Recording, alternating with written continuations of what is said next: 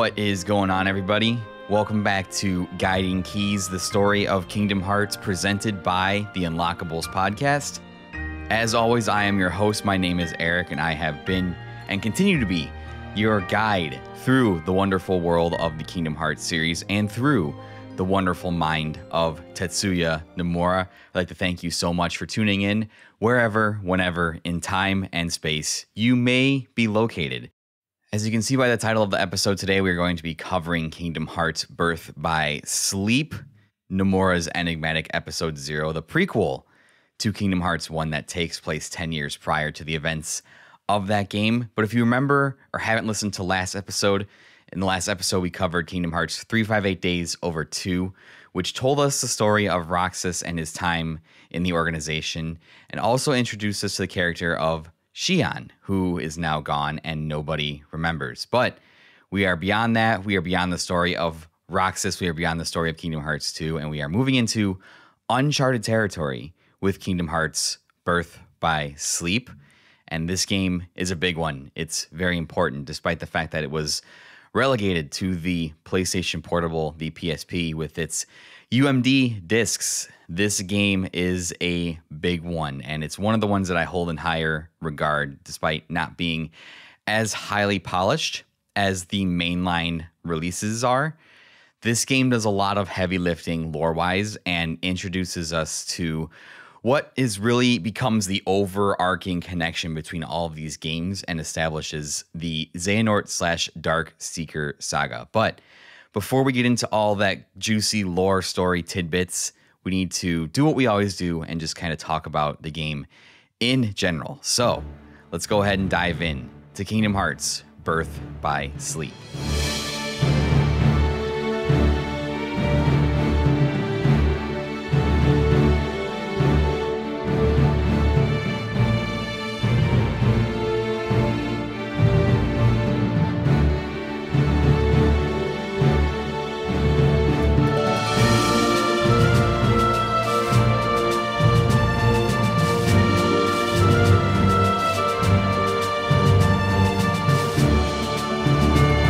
Kingdom Hearts Birth by Sleep was developed and published by Square Enix in collaboration with Disney Interactive Studios for the PlayStation Portable. This game was made by the Square Enix Osaka team, which would go on to become the main Kingdom Hearts team in the future. It is the 6th installment in the Kingdom Hearts series, but it's going to be actually the 5th game in our Guiding Key series because the remake of the mobile game Coded technically came out after Birth by Sleep, and even when you play the 1.5, 2.5, the collection, Birth by Sleep is listed before Recoded, and I think having the knowledge of Birth by Sleep and then playing Recoded, the little bit of information we do get from Recoded it's helpful to have the background knowledge of having played Birth by Sleep. So that's why we're doing this in the order we were. I know I said at the end of Kingdom Hearts 2 we were going to do Days and then Recoded and then Birth by Sleep. I decided to call an audible and switch it up a little bit. This game was, of course, directed by Tetsuya Nomura and co-directed by Tai Yasue. You've heard me mention Tai Yasue, a Nomura partner in crime for a long, long time, and who actually leads the Kingdom Hearts team now. Music was done again by Yoko Shimomura. The game was written by Nomura, Masaru Oka, and Daisuke Watanabe. Oka would become a series regular writer from here on out, while Watanabe wrote on a ton of games from Final Fantasy X onward. Release dates. Birth by Sleep was released for the PlayStation Portable in Japan on January 9th, 2010. North America, September 7th, 2010. PAL regions, September 10th, 2010. And then Japan got a final mix version of the game 1 year later, January 20th, 2011. And of course, as I mentioned, it is included in the Kingdom Hearts 2.5 HD Remix collection that came out in 2014 for the PS3 and later for PS4 and Xbox One. And that is, of course, included in the 1.5 and 2.5 collection and the Story So Far collection. Critical reception for the game, Metacritic, it's sitting at an 82 out of 100. Game Informer gave it a 8.5 out of 10. GameSpot, a 7.5 out of 10. IGN, a 8.5 out of 10. And RP Gamer, 4 out of 5 stars. A couple of awards.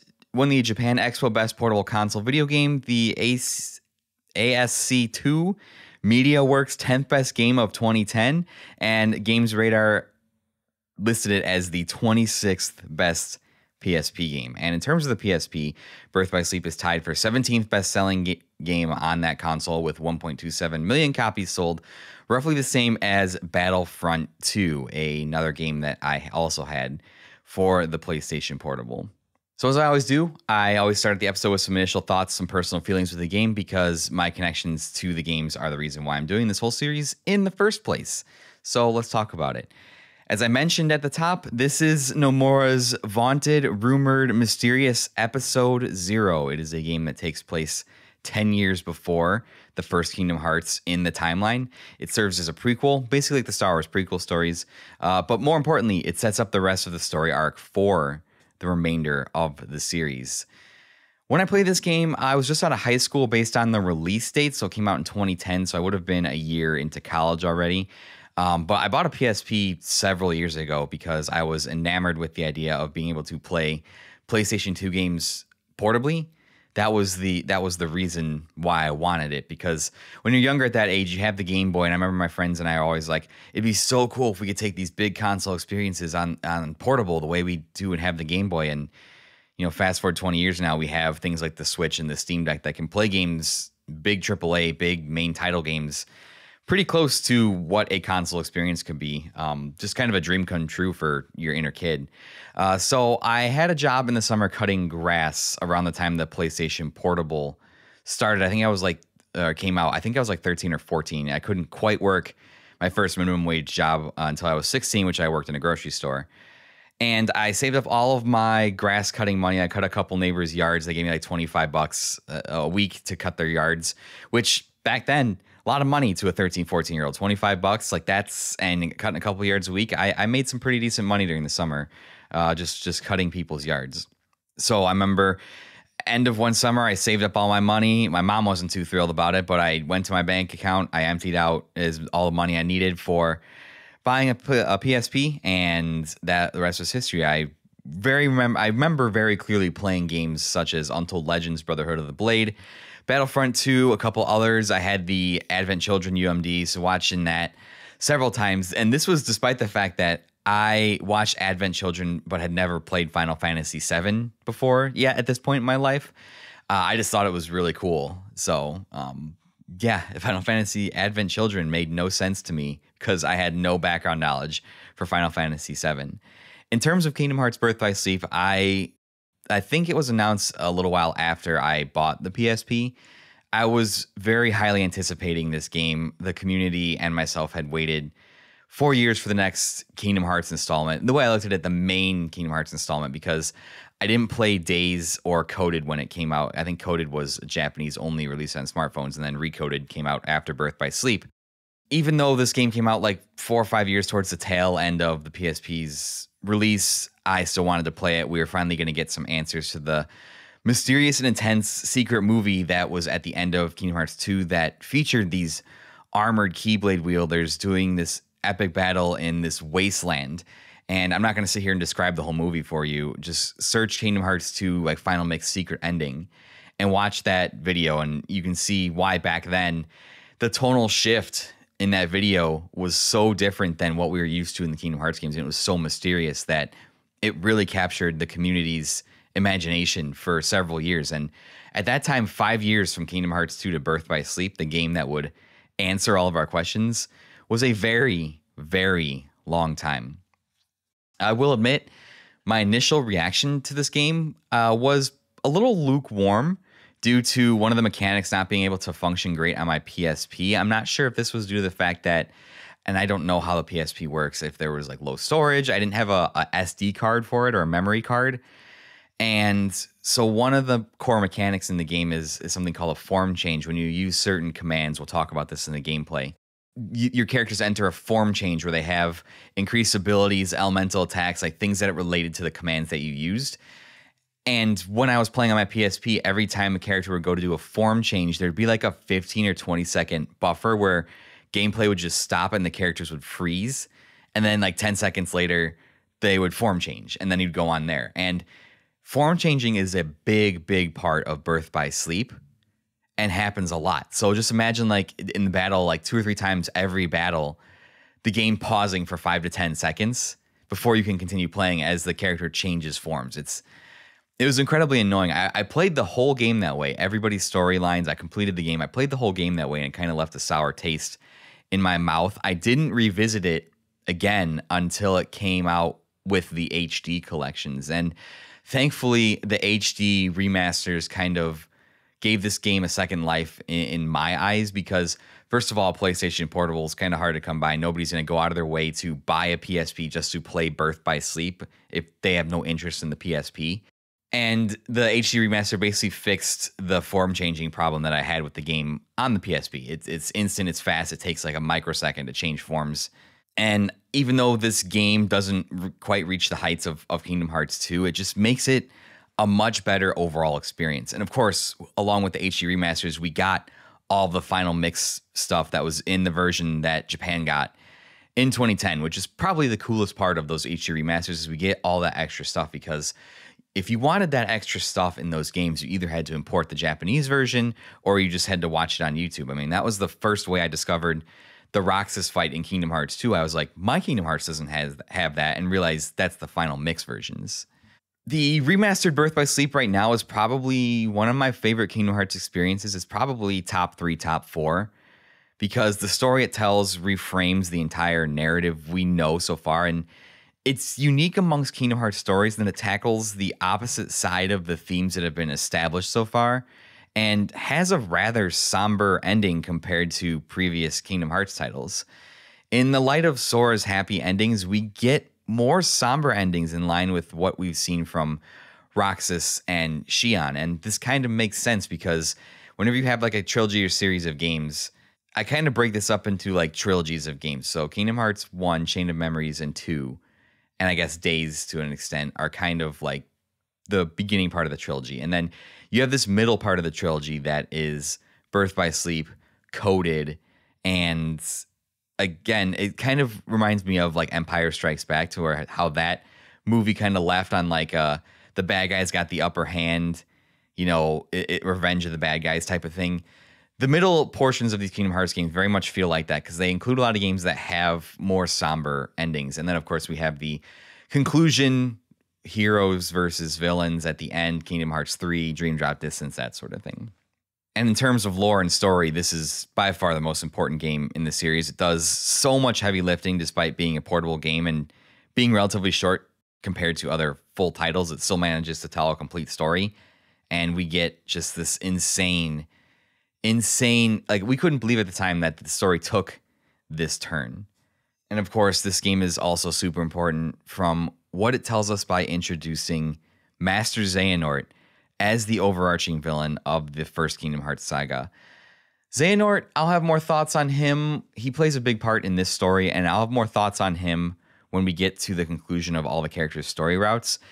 He gets a lot of crap for being like this generic mustache twirling bad guy who always has a backup plan and whose plans have plans, and kind of this puppet master that is thought of and always has a one-up on all of our heroes. But I think the way he's written in his relationship with the main heroes and the way his motivations fly in stark contrast to the lessons that Kingdom Hearts teaches us makes him one of the most compelling antagonists in video games. Notice how I didn't say villain. He's one of the most compelling antagonists, because there's a difference between an antagonist and a villain. A villain just does evil things for the sake of being evil. An antagonist tends to hold values and beliefs that cause conflict with the protagonists. And I think as we go through the games and talk more in depth about Xehanort's character, we'll touch on some of those things where you'll see that. And there'll even be a couple of moments where you're like, almost like the Thanos thing, right? Where he's like, I must wipe out half of life to save the galaxy. And you're kind of like, yeah, that's kind of fucked up, but I get it. It makes sense, but it's still kind of fucked up. It's kind of like that, where it's like you have a moment or brief moments where you're like, okay, I can understand why he's saying these things, and he's not just being evil for the sake of being evil. So we'll talk about all that when we get through all of the different story arcs in Birth by Sleep, and we'll kind of touch on him. And we'll probably do a much more in-depth dive on him when we get to the conclusion of the series in Kingdom Hearts 3, the conclusion of his arc. So keep that in mind, and we'll, from here on out, Master Xehanort is going to be a big, big, big part of the story, so get ready. With that being said, before we talk about the development history, let's talk a little bit about the gameplay and presentation.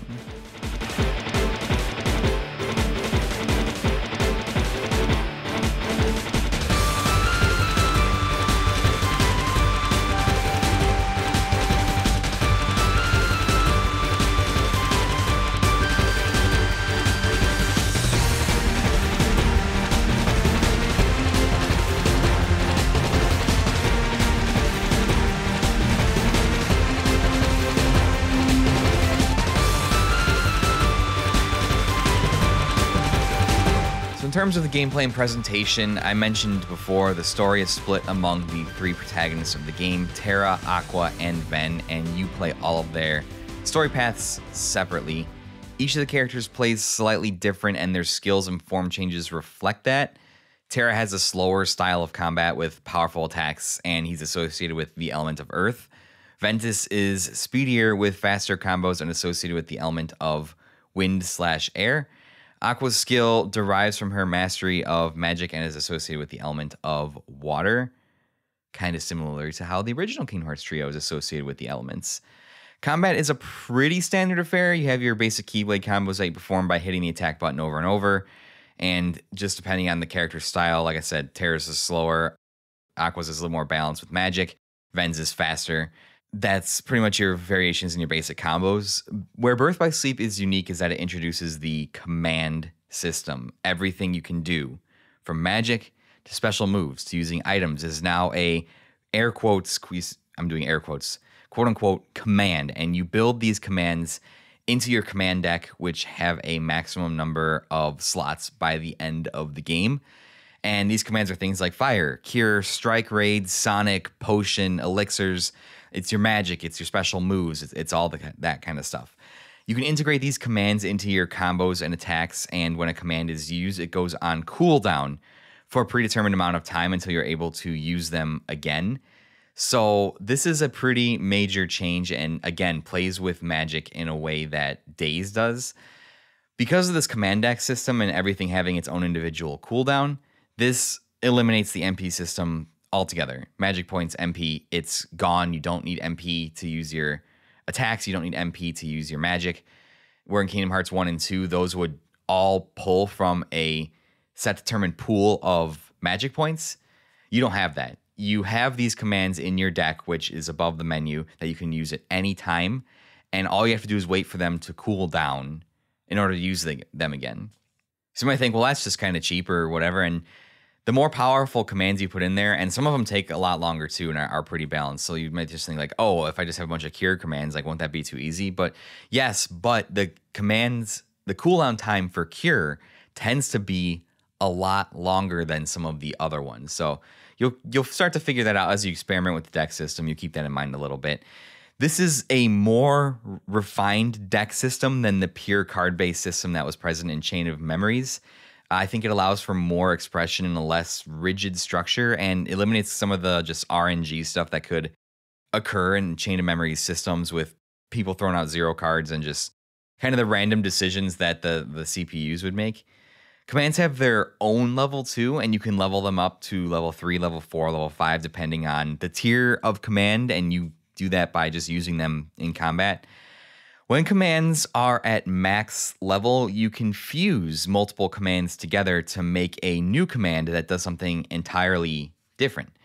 For example, you can fuse 2 level 3 fire commands that are the highest level command that fire is to make Fyra. And you can combine 2 fire commands together to make Firaga. Fusing Blizzard and Strike Raid together forms Blizzard Raid, where you throw your Keyblade, but it has a Blizzard element attached to it. And there is elemental damage, so if you try to use Blizzard on a Blizzard-based enemy, it won't do as much damage. A lot of physical commands can be fused with commands to create interesting combos. And Terra, Aqua, and Ven all have character-unique commands that embody their style and element when you get to the really, really high tier level of melding commands. Fusing commands also serves another purpose. Some enemy drops are the synthesis, quote-unquote, materials, aka crystals. And when you meld commands, you can choose a crystal when fusing, and the resulting command will also have an ability attached to it. When you equip that command, you get the ability, And when you fully level up that command, the ability is yours to keep. So these are your basic Kingdom Hearts abilities that you've come to know and love.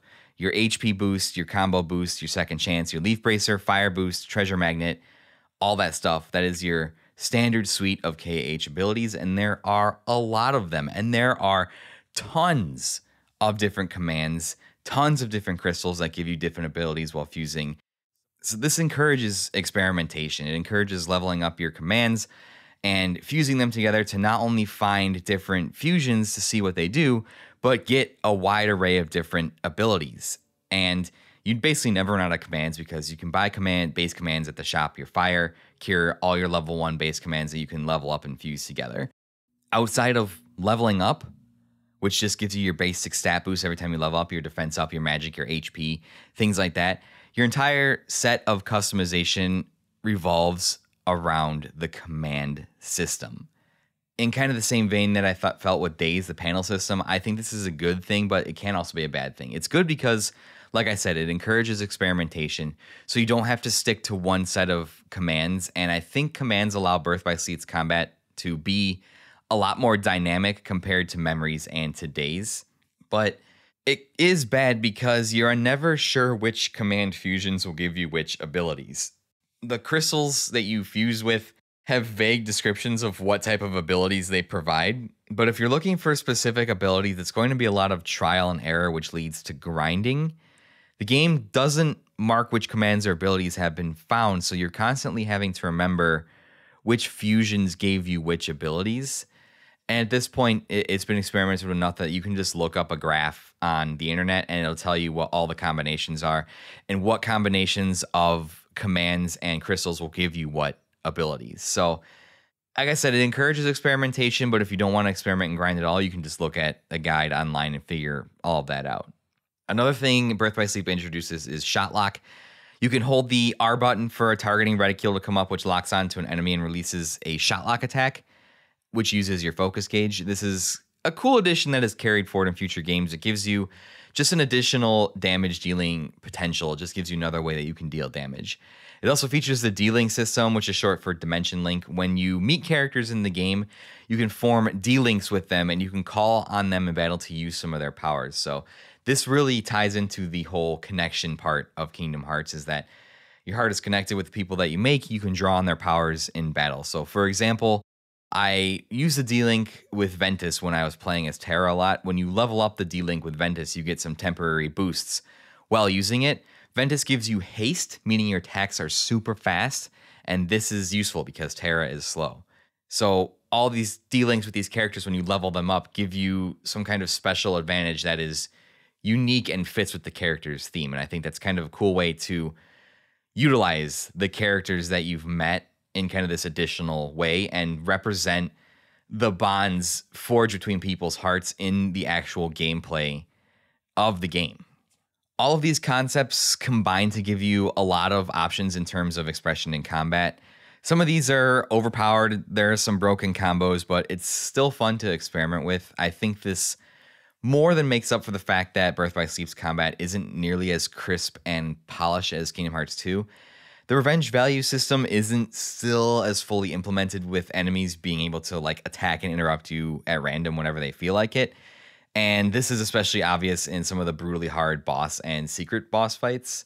It's not as egregious as Days, but it's still definitely noticeable, especially on higher difficulties. There are new Disney worlds to explore, which we'll touch on that in the story portion of the game. Each of the 3 characters they all explore the same Disney worlds, but they all explore a little bit of different aspect of the Disney world from one another. So you're never getting the same playthrough 3 times, and you're getting to explore 3 different parts of the world as you play through the game. As I said too, the game was supposed to have multiplayer functionality. The Mirage Arena was an arena where you could connect with friends over the internet to fight in boss battles and fight and all that kind of stuff. And the command board is worth mentioning. It's a board game style thing you could do with friends to get commands. I don't fuck with the command board. You can do that single player, but I don't really care about it. I didn't have Kingdom Hearts friends at the time, so I don't have any background related experience to the multiplayer functions, but both Mirage Arena and command boards are playable solo.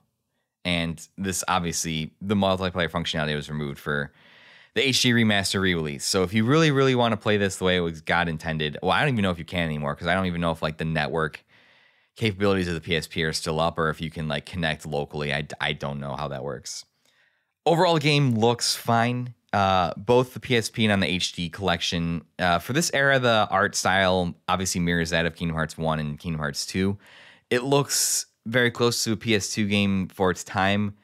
All of the flashy command and ability effects look great. It really adds to that action RPG feel. But again, it still was a portable game, and it feels just a tad slower and just a tad less refined than a mainline, main numbered console Kingdom Hearts release.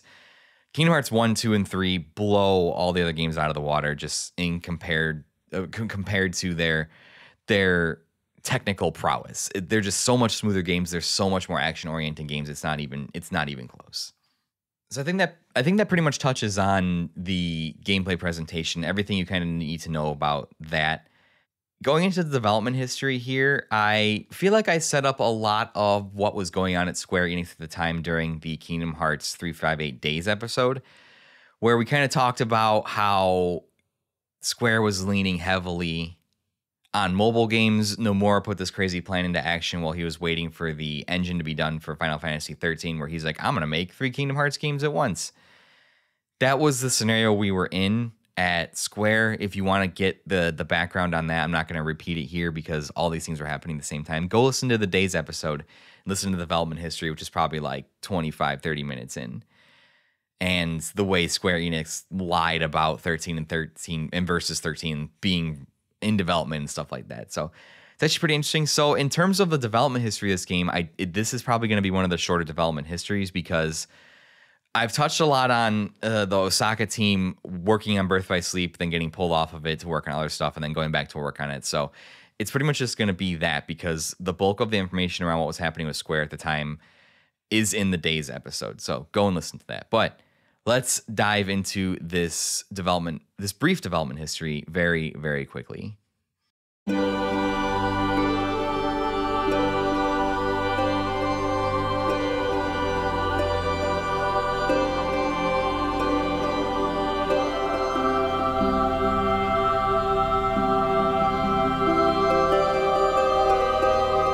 In terms of development history, this might be one of the shorter ones just because we've covered so much of what was going on during this time at Square Enix during previous episodes. On the 358 Days episode, we took an in-depth look at the strategies Square Enix employed going into the PS3 generation, the development of Crystal Tools, the reliance on handheld titles, and the bold ambitions of Tetsuya Nomura to develop 3 Kingdom Hearts properties at the same time. We now turn to Birth by Sleep, the enigmatic Episode 0, the game that would serve as the prequel to the entire Kingdom Hearts series and reframe the story as we know it going forward. Out of the 3 handheld titles, Birth by Sleep is by far the most important, and it would go on to become one of the most important games in the series, setting the overall story arc for what would become known as the Xehanort or Dark Seeker Saga. Birth by Sleep would end up being the game that was teased in the secret end movie of Kingdom Hearts 2. Where mysterious armored warriors wielding keyblades would do battle with an old man and a person in a mask beneath the pale moonlight of Kingdom Hearts. The game had technically been in development since 2005, and originally began as a game on the PS2 with Sora as the prototype protagonist.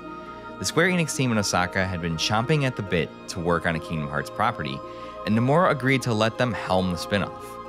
The plot outline was completed for the game, but just 6 months into the development of Birth by Sleep, work was paused, and the Osaka team was reassigned to an ambitious project that was going to be included in the final mix version of Kingdom Hearts 2.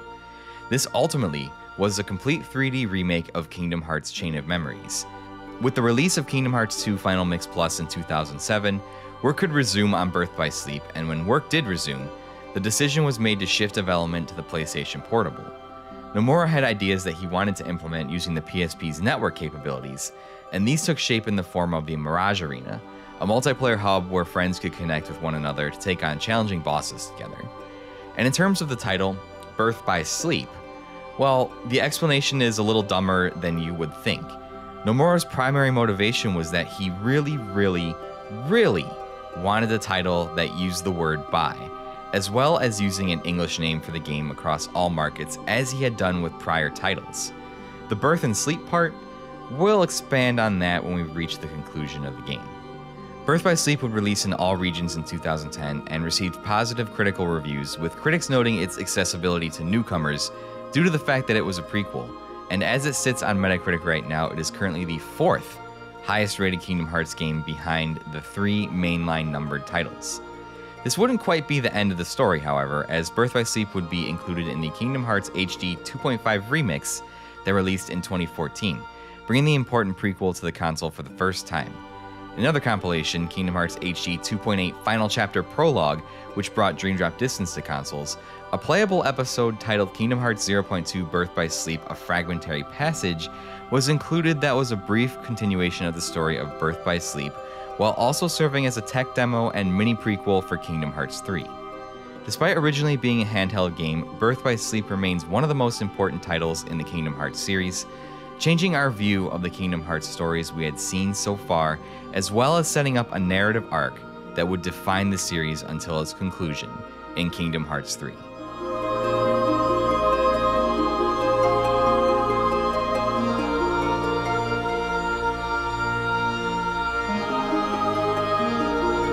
Alright, with that brief history out of the way, let's dive into the story. In this episode, we're going to focus on Terra's path. And like I said, you can play the path of each protagonist to get the entire story.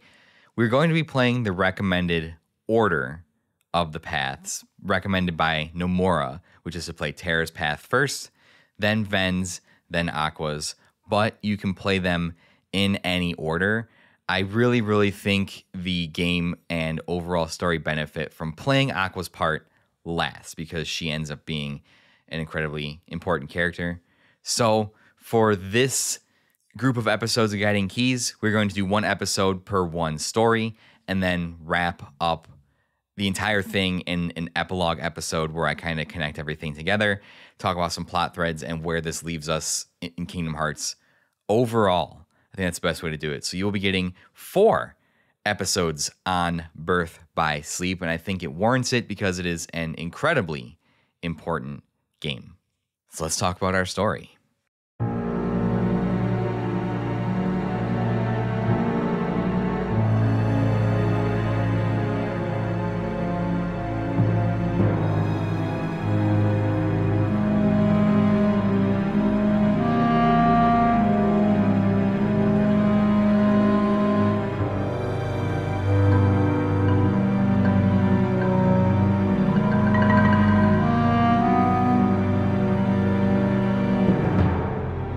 Before we dive into Terra's story specifically, we get an opening scene that really sets the tone and gives us some interesting information, not only for the rest of the game, but the rest of the series.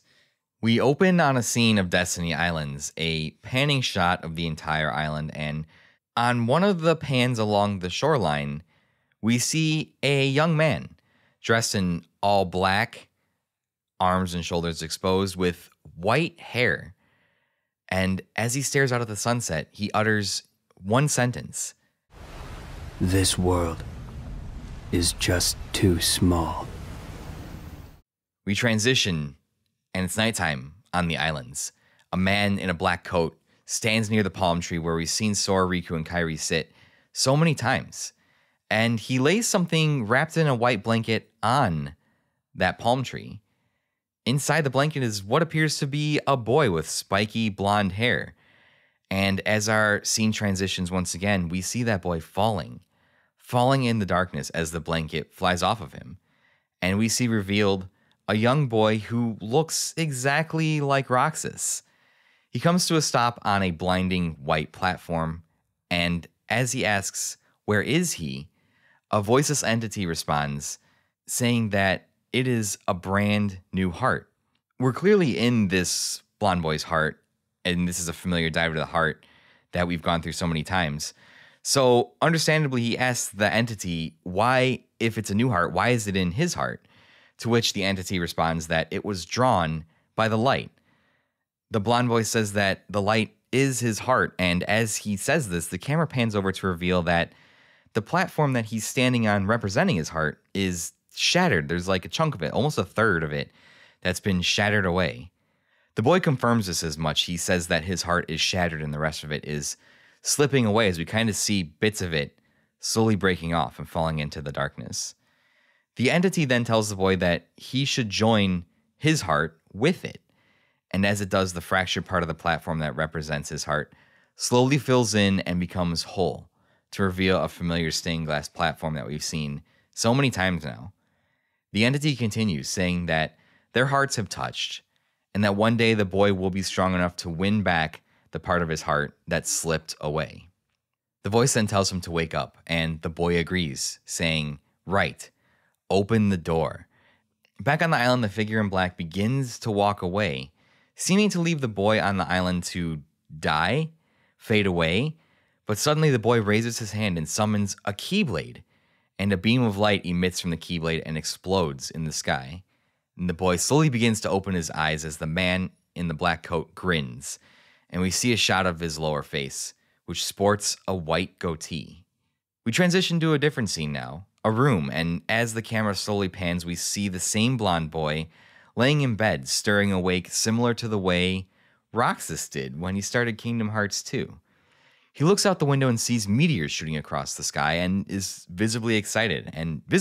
He rushes outside to get a better view, and as he does, we get a title shot of the world we are in, which is called the Land of Departure. So first off, let's do some proper introductions. This boy's name is Ventus. Ventus is referred to both as Ventus and Ven by the characters in this story. I'll use it interchangeably. This bit serves as a tutorial as Ven rushes out of an ornate-looking castle, palace, manor type building where his room was. And on his way to get a spot to see the meteor shower, he comes across some obstacles, and this introduces us to combat and motion in Birth by Sleep. It's basically an obstacle course where you attack things, run around, figure that out. Ventus finds a nice spot to watch the meteor shower, and laying down, predictably, he dozes off. And when he does briefly open his eyes again, he sees his blue-haired friend and one of our other protagonists, Aqua, peering over him, startling Ventus. This is basically a shot-for-shot recreation of the opening of Kingdom Hearts 1 when Kairi was standing over Sora and he startles awake after he does his dive to the heart. Almost exactly one-for-one shot recreation. It's very interesting. Ven is feeling a serious sense of deja vu, like he's done the exact same thing somewhere else. And Aqua rubbing his hair like someone would do to a younger brother, telling him that it's not possible. He's always been there with them.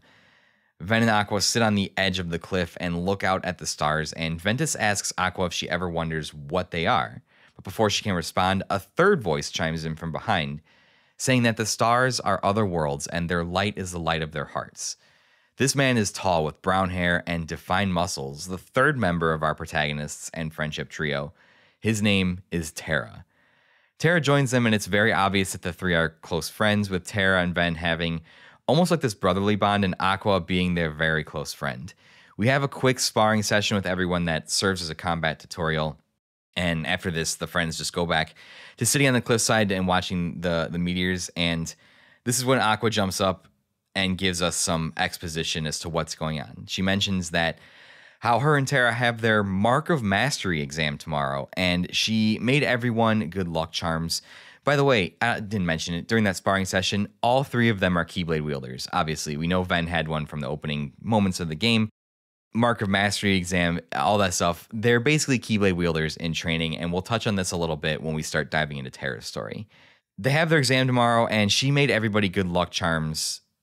She produces 3 star-shaped charms, and she calls them Wayfinders, and they are very important, and because of them, this trio of heroes is referred to as the Wayfinder trio. Aqua explains that one of the worlds out there has a star-shaped fruit, the Paupu fruit, on Destiny Islands, that represents an unbreakable connection, and she comments on how they are supposed to be made of shells, the good luck charms, like the one Kairi made for Sora in Kingdom Hearts 1. Imagine that. But as long as the friends, as long as they carry the Wayfinders, they'll always be connected to each other, the symbol of their friendship. After a while longer, the friends decide to head back in, and as the camera pans away, into the sky, we hear their three voices say in unison, "That would be the last night we ever spent beneath the same stars." Meanwhile, we transition scenes and we see Mickey Mouse surfing on some waves on a giant book as he gets sucked into a whirlpool, and suddenly the water fades and Mickey crashes to the ground in Yen Sid's study. Kind of a nod, a throwback, a shout out to the Sorcerer's Apprentice from Fantasia there. I really love it. Absolutely fantastic Disney shout out. Yen Sid closes his eyes for a moment and tells Mickey that he can't shake the feeling that something terrible is about to happen. The camera pans and we see 3 stars twinkling in the night sky, obviously representing our 3 new heroes. So what's going on here? Just really quick before we dive into Terra's story. Ven, Aqua, and Terra are all Keyblade Masters in training in the Land of Departure. Aqua and Terra are undertaking their Mark of Mastery exam in the morning, which is their test to become true Keyblade Masters. Ventus is younger and still in training. Seemingly he arrived here after this incident on Destiny Island. It's very clear that he was the one on Destiny Island, but with no memory of that event. We also see King Mickey, who is in training under Yen Sid currently. Remember, this is 10 years before Kingdom Hearts 1. In Kingdom Hearts 2, when they go to Yen Sid's tower, Goofy mentions how Yen Sid was Mickey's teacher. From here, the story splits off into the 3 characters' stories, and certain truths will be revealed when you play each one. We're going to do Terra's path first, then Ven's, then Aqua's, which is the recommended order from Nomura himself. And once we conclude Aqua's story, the full picture will become clearer, and we'll basically have tied up all of the lingering plot threads from the first trilogy, the first 4 games, and be ready to start on basically the second half of the story. So we're going to do that. This episode, we're going to talk about Terra's story first. So let's not waste any time and dive right into Terra's story.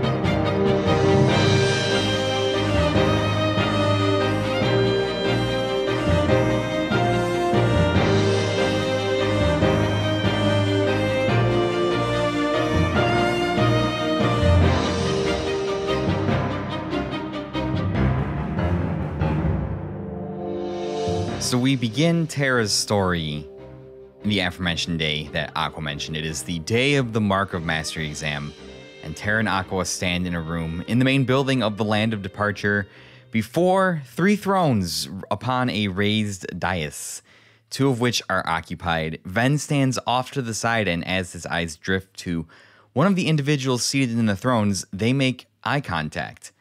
This individual has dark tan skin and a white goatee, is bald, wearing a black coat with piercing yellow eyes. He meets Ven's gaze and simply grins at Ven, which makes him very, very uncomfortable. But he quickly stands at attention for the other person sitting in the other throne stands and steps forward. He addresses Terra and Aqua, telling them that they will be examined for the Mark of Mastery. This is Keyblade Master Ericus, voiced by none other than the legendary Mark Hamill. Today you will be examined for the Mark of Mastery. Not 1, but 2 of the Keyblades chosen stand here as candidates, but this is neither a competition nor a battle for supremacy. Not a test of wills, but a test of heart. Both of you may prevail, or neither. He also explains why the other gentleman is here, and he introduces him as Master Xehanort. But I am sure our guest, Master Xehanort, did not travel all this way to see our youngest prospects in years fall short of the mark. Ericus raises his own Keyblade and summons several orbs of light to test their thinking and decision-making in combat. And Xehanort does a quick motion with his hand, coating the balls in an aura of darkness, making them behave erratically, causing one to fly towards Ven, who defends himself while Terra and Aqua handle the situation. At the conclusion, Ericus says the test was surprising, but chose to let it unfold, for they will face uncertainty in the real world. For the next part of the Mark of Mastery, Aqua and Terra must face each other in combat. For as Ericus says, when equal powers clash, their true nature is revealed. As the two of them fight, they seem evenly matched, but at one point Aqua nearly lands a devastating blow with Terra nearly avoiding it. He leaps back, and as he throws out his hand to steady himself, darkness swirls between his fingertips, just for a moment. He notices this and snuffs out the darkness and continues the fight. But this moment was already noticed by Master Xehanort, and his mouth curls into a devious grin.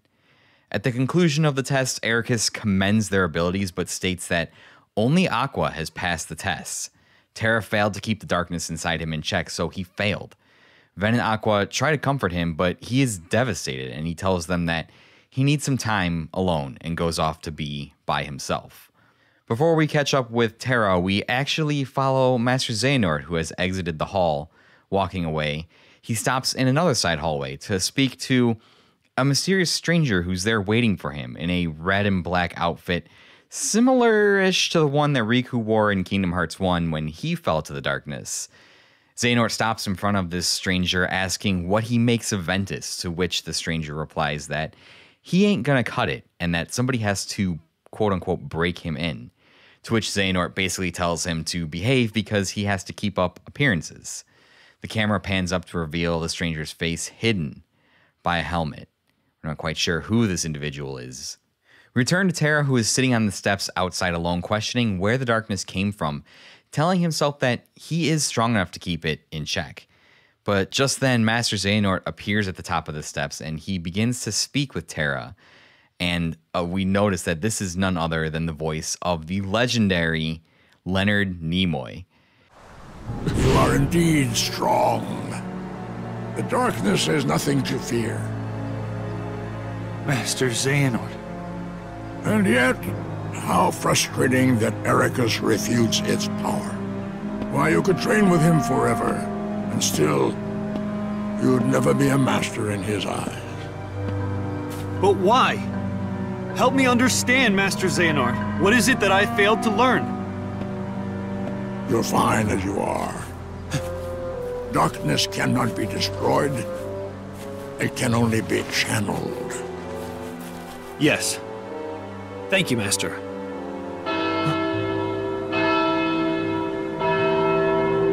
But before they can converse any further, suddenly the bells begin to ring, and Terra rushes inside concerned as Xehanort grins an evil grin, and he walks into a dark portal that appears. Terra rushes into the throne room where Aqua is already standing, and it appears that Ericus is speaking to somebody at the back of the room. Ericus approaches them and fills them in on the situation, that he just spoke with Master Yen Sid, who informed him that the Princesses of Heart are in danger from a new threat called the Unversed, which are powerful negative emotions that have taken physical monster form.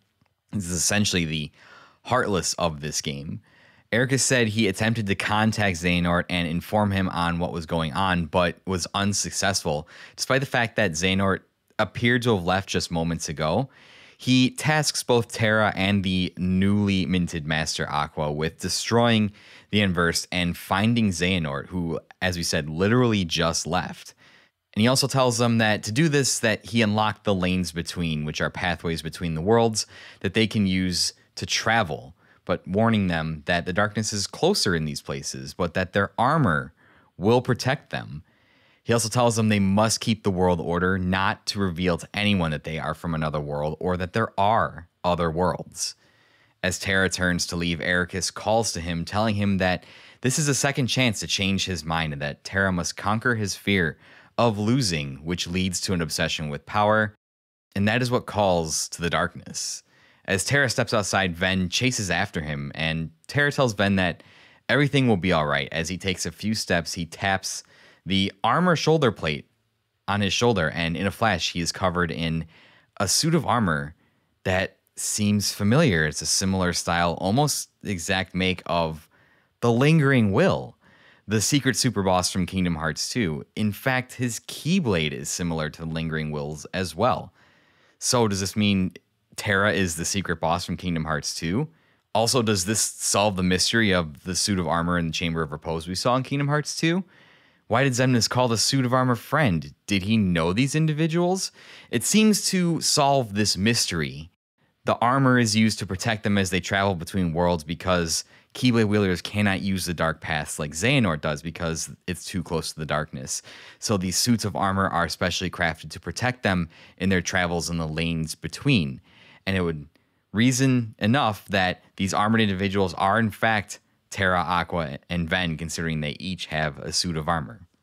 After summoning his suit of armor, Terra's Keyblade emits a beam of light into the sky. It opens a portal to the lanes between. And he then does one of the most questionable, one thing that doesn't sit well with me with this game. He tosses his Keyblade into the air, which it transforms into like a flying speeder bike type thing. And he hops on it and literally flies into the portal. So this is the explanation to how they get around the different worlds here. There are no gummy ships, but their Keyblades can transform into crafts that can help them move about the worlds. Definitely interesting. But it appears here that we meet a lot of people and we get a lot of information in the land of departure. We meet Master Ericus, who was responsible for training Terra, Aqua, and Ven. We meet Master Xehanort, who we can see right off the bat, despite Ericus trusting him and they seem to have a prior relationship, begins to manipulate events. He manipulates the test to make it more challenging than it was. He notices Terra's affinity for the darkness and kind of already starts to plant the seeds of doubt in his mind, telling him that, you know, why can't Ericus accept him as he is? Ericus is too unwilling to accept the darkness, too harsh, too blinded by the light. So already we can see the seeds and the machinations of Master Xehanort coming into play here. So now we're off to go visit the other worlds, right? We're off to visit the other worlds. And you get a couple of different choices here to start off. There are 3 worlds you can pick from. You can pick from the Enchanted Dominion, the Castle of Dreams, and the Dwarf Woodlands, which correspond to the Disney movies of Sleeping Beauty, Cinderella, and Snow White. And if you remember from Kingdom Hearts 1, the corresponding princesses of these movies, Princess Aurora, Cinderella, and Snow White, are all princesses of heart, meaning that they have hearts of pure light, one of the 7 needed to open the door. So it makes sense that these would be some of the worlds that we're visiting because Yen Sid informs Ericus that the Princesses of Light are in danger. And despite Yen Sid being a Keyblade Master no more, Ericus tells us that he still keeps a watch over the worlds and the tides of light and darkness. So just to make things simple here, the worlds are rated on a combat level. I start with this lowest combat level first, which is the Enchanted Dominion, which is Sleeping Beauty. Terra arrives in the world of Sleeping Beauty, and this is the home of course, as I just said, Princess Aurora. He immediately comes into contact with some unsettling monsters with the jerky movement, and it's pretty clear that these are the unversed. These are the birth by sleep equivalent of the heartless, except they are not created by the darkness in a person's heart. They are negative emotions literally given monster form, and they're very kind of jerky and sudden with their movements, especially the smaller, more concentrated ones, as opposed to the heartless and the shadows that are very like shifting and fluid and movie. So I think that can kind of represent the sudden shifts in emotions in a person's heart, the knee-jerk reactions that people can have. Terra quickly dispatches the unversed and heads for the castle. And as he approaches the castle from the causeway, he encounters a horned individual with a black cloak, pale green complexion, holding a staff. And as we know from previous games, this is, of course, Maleficent, mistress of all evil. She seems surprised to see him, saying that a spell had been cast that put everyone to sleep. And after the 2 exchange introductions, Terra asks if she knows anything about the Unverse or seen a man named Xehanort. Maleficent pauses just long enough for you to know that what she's about to say next is a complete lie, and says she doesn't know anyone by that name and asks if he is an outsider like Terra. After Terra is silent and doesn't quite know how to respond to that, she says that she does remember somebody leaving the castle, but doesn't know more than that, and instructs Terra to basically tells him, hey, check out the castle if you're curious. Maybe it has some answers. As Terra rushes to the castle, she also mentions that the stranger mentioned something about imprisoning the light and wondered if he meant Princess Aurora. With this new knowledge, Terra enters the castle and we kind of know here from our past history that Maleficent never does anything without purpose. She's clearly up to something. To which would beg the question, if Terra is a Keyblade wielder, why would he trust her? And throughout this story, we're going to see Terra interact with a lot of villains, and Terra's major weakness is that he's very easily manipulated into the coming events. And my counter to this before it gets off is that Terra has been trained his entire life basically in the land of departure. He's been sheltered there. He doesn't know anything of the outside world. The only relationships he has are with Ericus and with Aqua and Ven, basically, as far as we know. So when Terra goes out into the world for the first time, and I think this is a part of Ericus's training that fails them, it's their first time out amongst the other worlds, and they don't know really who to trust or how to trust people. So when Terra first sees Maleficent, he gives her the benefit of the doubt and doesn't necessarily regard her. He doesn't judge her based on her looks alone. And of course, we know Maleficent is a master manipulator. We'll see that come into play here in a second. Terra explores the castle and comes across a sealed door that he opens with the Keyblade. And as he enters the chamber to find the sleeping princess Aurora, Maleficent appears behind him. She explains how her heart is made of pure light, one of 7, that when brought together grant the power to rule all worlds, and that Terra's Keyblade can do the job of retrieving Aurora's heart. So obviously Maleficent was lying and she got this information from somewhere. And here we start to see the start of Maleficent's goals that would attempt to come to fruition in Kingdom Hearts 1. But upon hearing this, Terra summons his weapon, ready to spring into action. He demands to know where Master Xehanort is, but Maleficent uses her power to call on the darkness inside of Terra, controlling him. Under her control, Terra is able to use his Keyblade to extract Aurora's heart from Maleficent, and she then urges him to join her and help her collect the other 6 hearts. Terra is upset, beside himself. He can't believe that he allowed himself to be controlled via the darkness, declaring that he is a peacekeeper. Maleficent scoffs at that idea, and Maleficent keeps her end of the deal, saying that she has no idea where Xehanort went, meaning that she did meet with him, and he did in fact set her on this path. Suddenly, the castle shakes to its very foundation, and Terra rushes off to investigate as Maleficent leaves. Terra defeats a giant boss unversed in the shape of a spinning wheel, which is, of course, thematically appropriate for the world we are in, because you know the story. In the movie, Aurora pricks her finger on the spinning wheel and falls into a sleep. But before he leaves, Terra visits Aurora's chamber to promise her he'll retrieve her heart, her light, once he learns to stand up to the darkness. He can't very well do it right now, because Maleficent can just control him. And so he has to leave this world in this state, vowing to return to set things right. Before we leave this world, though, we see Maleficent one more time, and she contemplates on the 7 pure hearts of light that Xehanort supposedly told her about. She mentions that such a search may take some time before teleporting away, providing a through line to what she was doing in the first Kingdom Hearts game, set on that path by none other than Xehanort himself. Already seeing how Xehanort played a role in the overarching story of the series, setting Maleficent on this path to gather the Disney villains and gather the Princesses of Heart in the first place. We next move on to the Dwarf Woodlands, which we know as the world of Snow White and the 7 Dwarves. As Terra lands, we open on a classic scene, right? The evil queen in this story talking to the magic mirror on the wall, asking who is the fairest in the land, expecting herself to be named because the evil queen is very egotistical.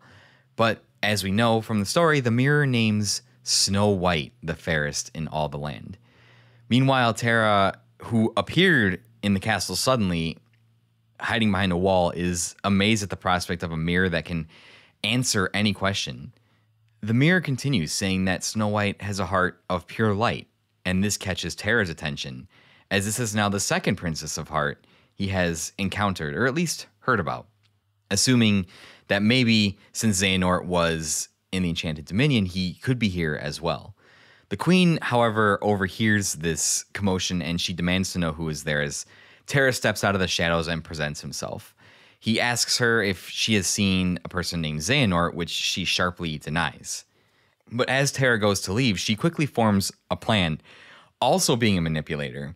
She tells Terra that she will ask the mirror where Xehanort is in exchange for Snow White's life. telling Terra to kill her and put her heart in a box and deliver it to her. Terra is worried about the darkness taking him over again, but he decides to play along for now, as Snow White is the only lead he has on Master Xehanort, and having no lead on the origin of the Inversed yet. He exits the castle and finds her in a flower garden, beginning to ask her about Xehanort, to which she says she knows nothing about him. The Inversed suddenly appear, startling Snow White and causing her to flee, while Terra remains behind and fights off the Inversed. And after this conflict, he's convinced that Snow White doesn't have the answers he's looking for, and he returns to the castle. Returning to the queen, who is less than pleased that he didn't carry out her order, she commands the mirror to destroy Terra, but the mirror cannot carry out this order. It can only give answers. It cannot do anything to harm people. But enraged, the queen throws a magic potion at the mirror, causing it to react and consume Terra in a flash of light. The boss fight in this world is a fight against the magic mirror, against the spirit of the magic mirror. It's a pretty cool boss fight, not too difficult. I like that it uses the theme of the world to present this boss. And Terra overcomes the spirit inside and wins his freedom, escaping the mirror. The queen is absolutely stunned, and Terra demands an answer to his question. Seeing that she's outmatched, the queen relents and commands the mirror to answer Terra's question, to which the mirror responds cryptically, "Beyond both light and dark he dwells, where war was waged upon the fells." That is the only hint that we have. The mirror speaks no more when Terra asks it to elaborate, but he's satisfied with the bit of information he has gained, and he departs. He will have to continue his search for Xehanort on another world. We then travel to the world of Castle of Dreams, and this is, of course, Cinderella being the third princess of light. Terra arrives in this world and comes across Cinderella crying in the fountain square. Terra goes to comfort her and asks what's wrong, and she explains the whole story, right, with her stepsisters and her stepmother, ruined her dress as she was on her way to the ball. But as she's crying, the Unverse appeared, drawn by her negative emotions, and this makes sense, right? She's crying, she's upset. If these manifestations of negative emotions are manifesting in the worlds, they would, of course, be drawn to Cinderella and her negative emotions and the light inside of her heart. But, of course, in typical hero style, Terra defeats the Inverse and rescues her. Cinderella is still upset, but as following the plot of the movie, the fairy godmother appears to make her dreams come true, granting her a beautiful dress and a carriage to take her to the ball, but warning her that just like all dreams, her magic will only last until midnight. And as she goes off, Terra actually talks to the fairy godmother and notes how her heart is filled with light, another princess of heart. And the fairy godmother asks Terra if he has any dreams, to which he responds that he does, but he believes that you have to work hard to make your dreams come true. The godmother admits that this is true, but for many people, simply believing that dreams can come true is half the battle. She encourages Terra to go see Cinderella at the ball so he too may believe. So Terra catches up with Cinderella at the castle, where she is once again surrounded by Unversed, and he escorts her inside the castle all the way to the ballroom while fighting off the monsters to make sure that she is safe. While Cinderella has her ballroom moment with the prince, the events of the movie play out, Terra notices Unversed on the balcony and goes to take care of the situation, but a gigantic one spawns in the ballroom, and he takes action to clear it out while protecting the castle patrons. And he does this. It's a boss fight. There's some floating instruments involved. Dancer. It's a pretty cool boss fight. Nothing to write home about, though. After doing this, the story of Cinderella continues to play out as normal. The clock strikes midnight. Cinderella runs away, leaving behind a glass slipper. And as Terra watches her leave, he spots none other than Aqua herself standing in the castle entryway as Cinderella runs out the door. Terra approaches her. Aqua and Terra do a quick catch-up, and Aqua informs Terra that Ven ran away from the land of departure shortly after Terra left. And she asks Terra if he has any idea why Ven would run. Terra is surprised, but then realizes that Ven was trying to tell him something before he left. Aqua then asks if Terra has had any luck finding Master Xehanort, and Terra explains to her that he has not, but that Xehanort is looking for hearts of pure light, relaying to her the information that he has gathered in his travels so far. It's interesting because there's an unspoken tension between the two of them, a level of uncomfortability, things that they didn't have time to clear up between them after the Mark of Mastery. Obviously, Terra is obviously happy for his friend that she achieved her goal, but frustrated that he was not able to achieve it alongside her. And there's just this level of misunderstanding and mistrust between them that's very subtle. And I don't think the voice acting is spectacular in this game compared to the others, but there's the way it's delivered, you can tell there's just a certain level of awkwardness and uncomfortability there about the way Aqua feels having succeeded and Terra has failed, and the way that Terra now views his friend who has achieved a higher rank than him. Before they go, as Terra walks away, he asks Aqua if she still has the same dream, and when she says yes, Terra said that in this world, he discovered that a belief in dreams is helpful in lighting the darkness, and Aqua smiles, seemingly acknowledging that Terra is working hard to combat the darkness inside of him. Aqua stays behind a little while longer to look for clues, while Terra decides to move on to another world. With nowhere else to go, Terra decides to go and seek guidance from Master Yen Sid and pays a visit to the mysterious tower. But as he approaches to enter the tower, he catches a quick glimpse of King Mickey himself, Keyblade in hand. But before Terra can say anything, Mickey raises a glimmering star in his hand and basically transforms into lightning and zaps away into the night sky, disappearing. Terra enters Yen Sid's study, introducing himself, and Yen Sid has already guessed the purpose of his appearance, the unverse. But before that, Terra inquires about Mickey, and Yen Sid explains that despite being a king and having the responsibility of a crown, Mickey is still pretty rash and impetuous and eager to use his Keyblade for good. And as a result of this, Mickey stole an item called the Star Shard, which Yen Sid says Mickey does not understand its true power. Yen Sid then reveals that there is a certain masked boy who controls the unversed, but he doesn't have any answers as to who that boy might be or where he came from. And he certainly doesn't have any answers on the disappearance of Master Xehanort. But he tells Terra to approach the problem from a new angle and to consider that the events are linked, meaning that Terra was always approaching that this is two separate problems. The unversed are an issue, and Master Xehanort's disappearance is an issue. But now Yen Sid tells him to start thinking about it from the point of view that maybe one of these instances influenced the other, or there's a cause and effect relationship here. And that gives Terra some new ideas, a fresh perspective. Terra thanks Yen Sid and takes his leave, and as he does, Yen Sid looks contemplative, as he always does, and says to himself, as if he's speaking to Xehanort, that he wishes Xehanort's heart was no longer leading him astray.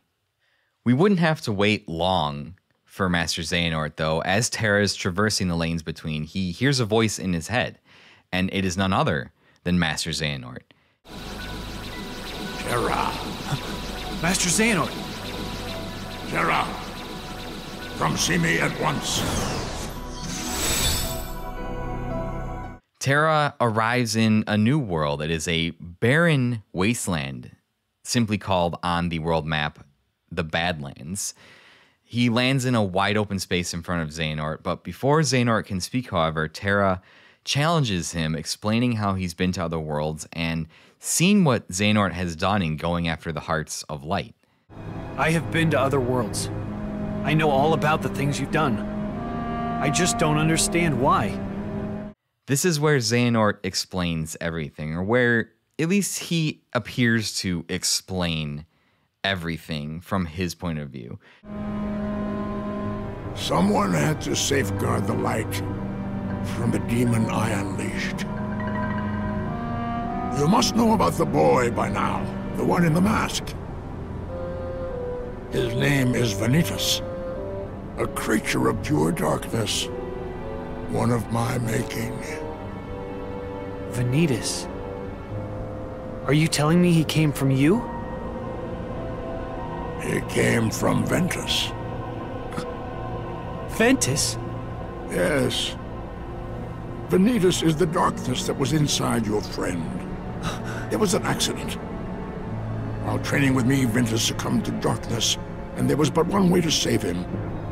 Strip that part of him away, and thus Vanitas was made. In the process, I damaged Ventus's heart in the most horrific way. So, I did what I felt was right and left him with Ericus. I knew the boy could not stay with me, the man who did him such grievous harm. So Xehanort did what he thought was best by taking Ventus to Ericus, even though we saw in the opening scene that the man in the coat, who we now know is Xehanort because of his goatee, he was going to leave Ven on Destiny Island to basically die. He didn't expect him to survive. And this is where Terra has a quick flashback. He has a flashback to him in Aqua training in the Land of Departure when Xehanort first brings Ventus there. Terra and Aqua rush to greet him, but he's overwhelmed and he passes out, which earns them a pretty fierce scolding from Ericus. We flash back to the present now, and Terra asks Xehanort why Vanitas is still free, with Xehanort admitting that Vanitas escaped and he has been unable to find him. Xehanort then tells him that Vanitas has been using the Keyblade to spread the Inverse to different worlds and asks Terra to help him stop Vanitas, to which Terra agrees. At a loss of where to go next, Xehanort suggests that Vanitas is drawn to the light and tells him to go to the City of Light next, which is known in the series as Radiant Garden, aka Hollow Bastion. So at this point, Terra trusts Master Xehanort completely because Master Xehanort was the one who comforted him after his failure in the Mark of Mastery exam by telling him, "You're fine as you are, you're not broken, you're not messed up, the darkness isn't a bad thing." So Terra takes everything that Xehanort says at face value, even though we, the player, know that something is up, because we saw Master Xehanort talking to that boy in the mask in the hallway after the Mark of Mastery exam. That's who that was. That was Vanitas. And it kind of gives us a little bit of a peek into the background of Ventus' story, is that before Ventus came to the Land of Departure to train with Ericus, Aqua, and Terra, he was Master Xehanort's apprentice, which is interesting, and I think we'll learn a little bit more about that when we touch on Ven's story. But we see here that Master Xehanort is manipulating, moving pieces around. To what end, we don't know. But as of right now, our protagonist, Terra, trusts him completely. And at this point, too, it kind of creates a disconnect. It kind of creates a dissonance between the player and Terra. And we've seen Nomura do this before when we, the player, know that Roxas is Sora's nobody, but the character Sora does not know that Roxas is his nobody. We, the player, know that Xehanort is manipulating things. To what end, we're not sure yet. Terra does not know this because he trusts Master Xehanort completely. All that he knows is that Master Xehanort is another Keyblade wielder in whatever kind of ranked Keyblade order that he and Ericus are a part of. He doesn't know anything more than that.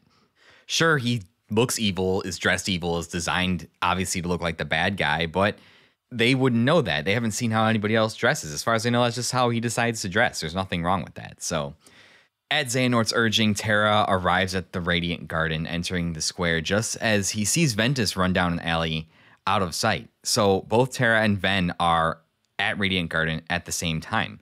As he enters the square, he is swarmed by Inverse, but he quickly defeats them all, just as he sees Master Xehanort walking down an alley. Confused as he just came from visiting Xehanort, Terra gives chase. Why would Xehanort send him there and just go there himself? It's kind of unusual. Terra travels through the city and eventually comes across a gigantic Unversed flying by him, so he gives chase, arriving at kind of a middle central point in the city where two other gigantic Unversed flying things converge. It's Gundam style, Megazord. All the pieces come together to make a Gundam style. It's like the guard armor fight in Kingdom Hearts 1. And as they merge, who should appear to help Terra fight but both Ventus and Aqua, the trio of friends reunited by fate. The three take their fighting stances to confront the new merged Unversed threat. With their combined strength, they defeat the Unversed, and they take a brief moment to enjoy each other's company. Ven presents the three of them passes to a place called Disney Town and gives Terra and Aqua each one. Aqua then tells Ven that he needs to go home, and this is where things start to go off the rails. Listen to me, Ven. We need to get you home. It's okay, Aqua. Trust me, that guy in the mask is history. I'll never badmouth Terra again. You saw the boy in the mask? Yes? Vanitas. Ven, you let Aqua take you home. No way! I want to go with you guys. You can't. We have a dangerous task ahead of us. I don't want you to get hurt. And what is this dangerous task, Terra?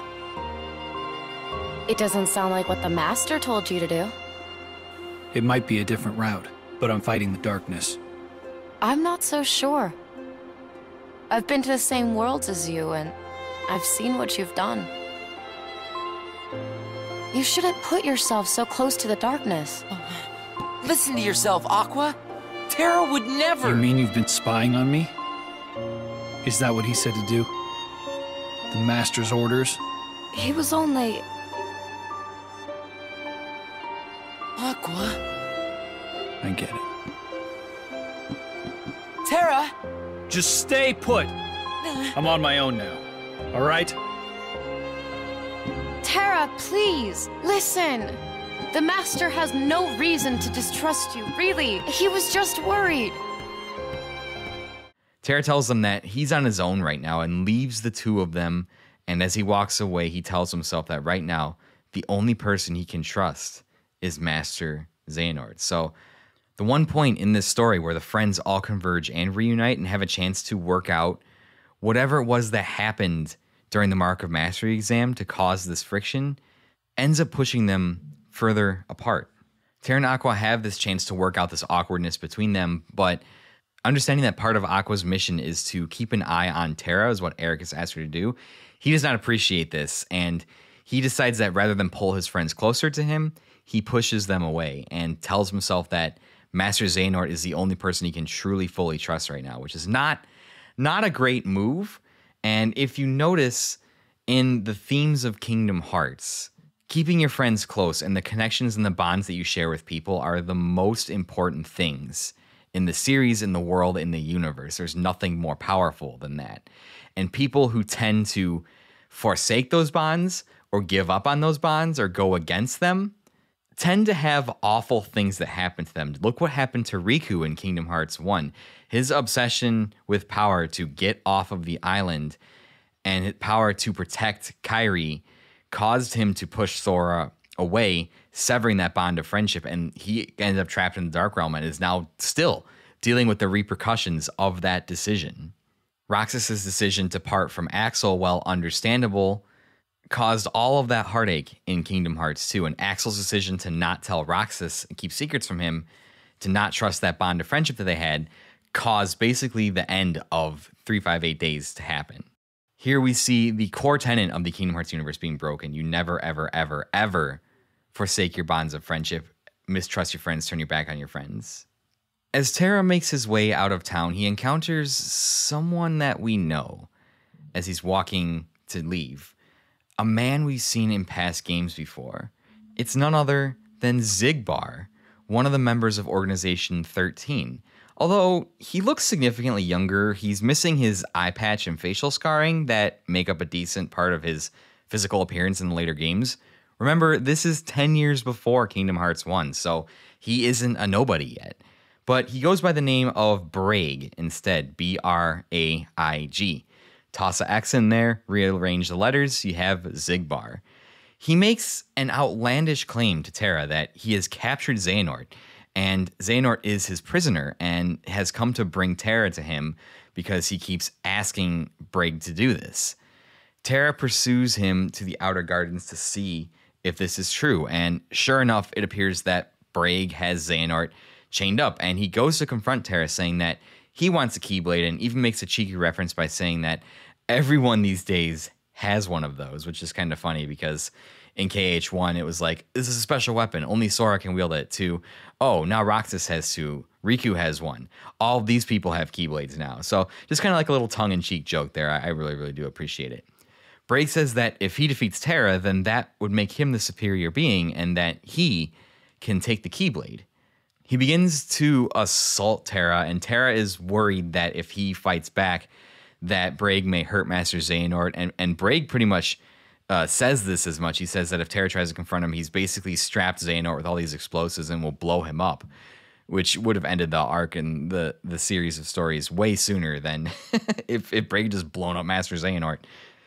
But Xehanort's like, no, Terra, like, fuck this guy, fight him, use the Keyblade, and Terra confronts Braig and defeats him, dealing the winning blow by dipping into the power of darkness and blasting Braig in the face, scarring him and damaging his eye. And now we know why he has facial scarring, why he has an eye patch, because he's literally missing an eye because he tried to mess with Terra and with Xehanort.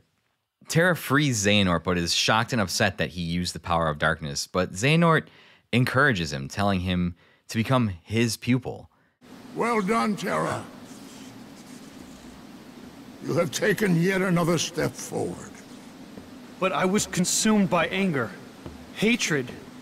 That was the power of darkness. Darkness that you channeled. No. I succumbed to it. Just like when I stole Princess Aurora's Heart of Light. I can never return home now. I'm a failure. Then don't. You could be my pupil. Master Ericus, you see, is so afraid of darkness that he too has succumbed. Not to darkness, but to light.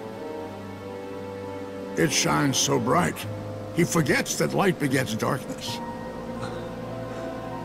And Aqua and Ventus, their lights shine too bright. It is only natural that they cast shadows on your heart. Ericus, he's such a fool. Light and darkness, they are a balance, one that must always be maintained. Terra, you are the one who shows the true mark of mastery, but he refuses to see it.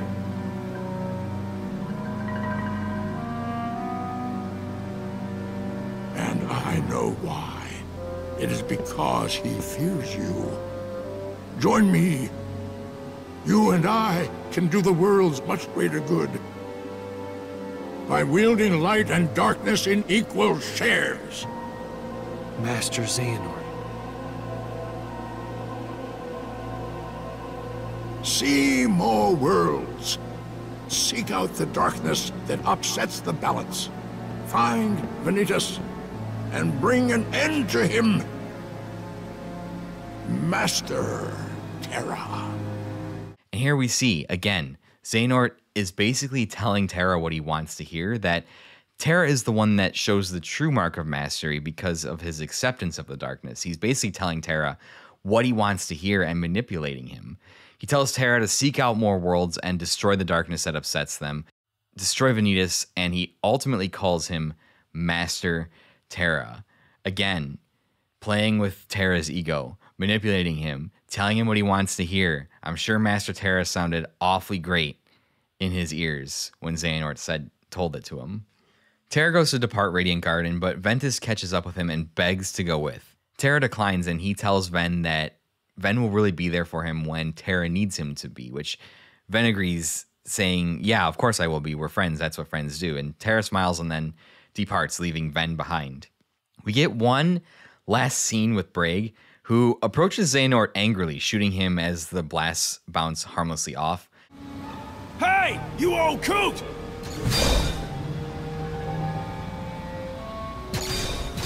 You said I wouldn't get hurt! I didn't sign up to be collateral damage! No way! As if!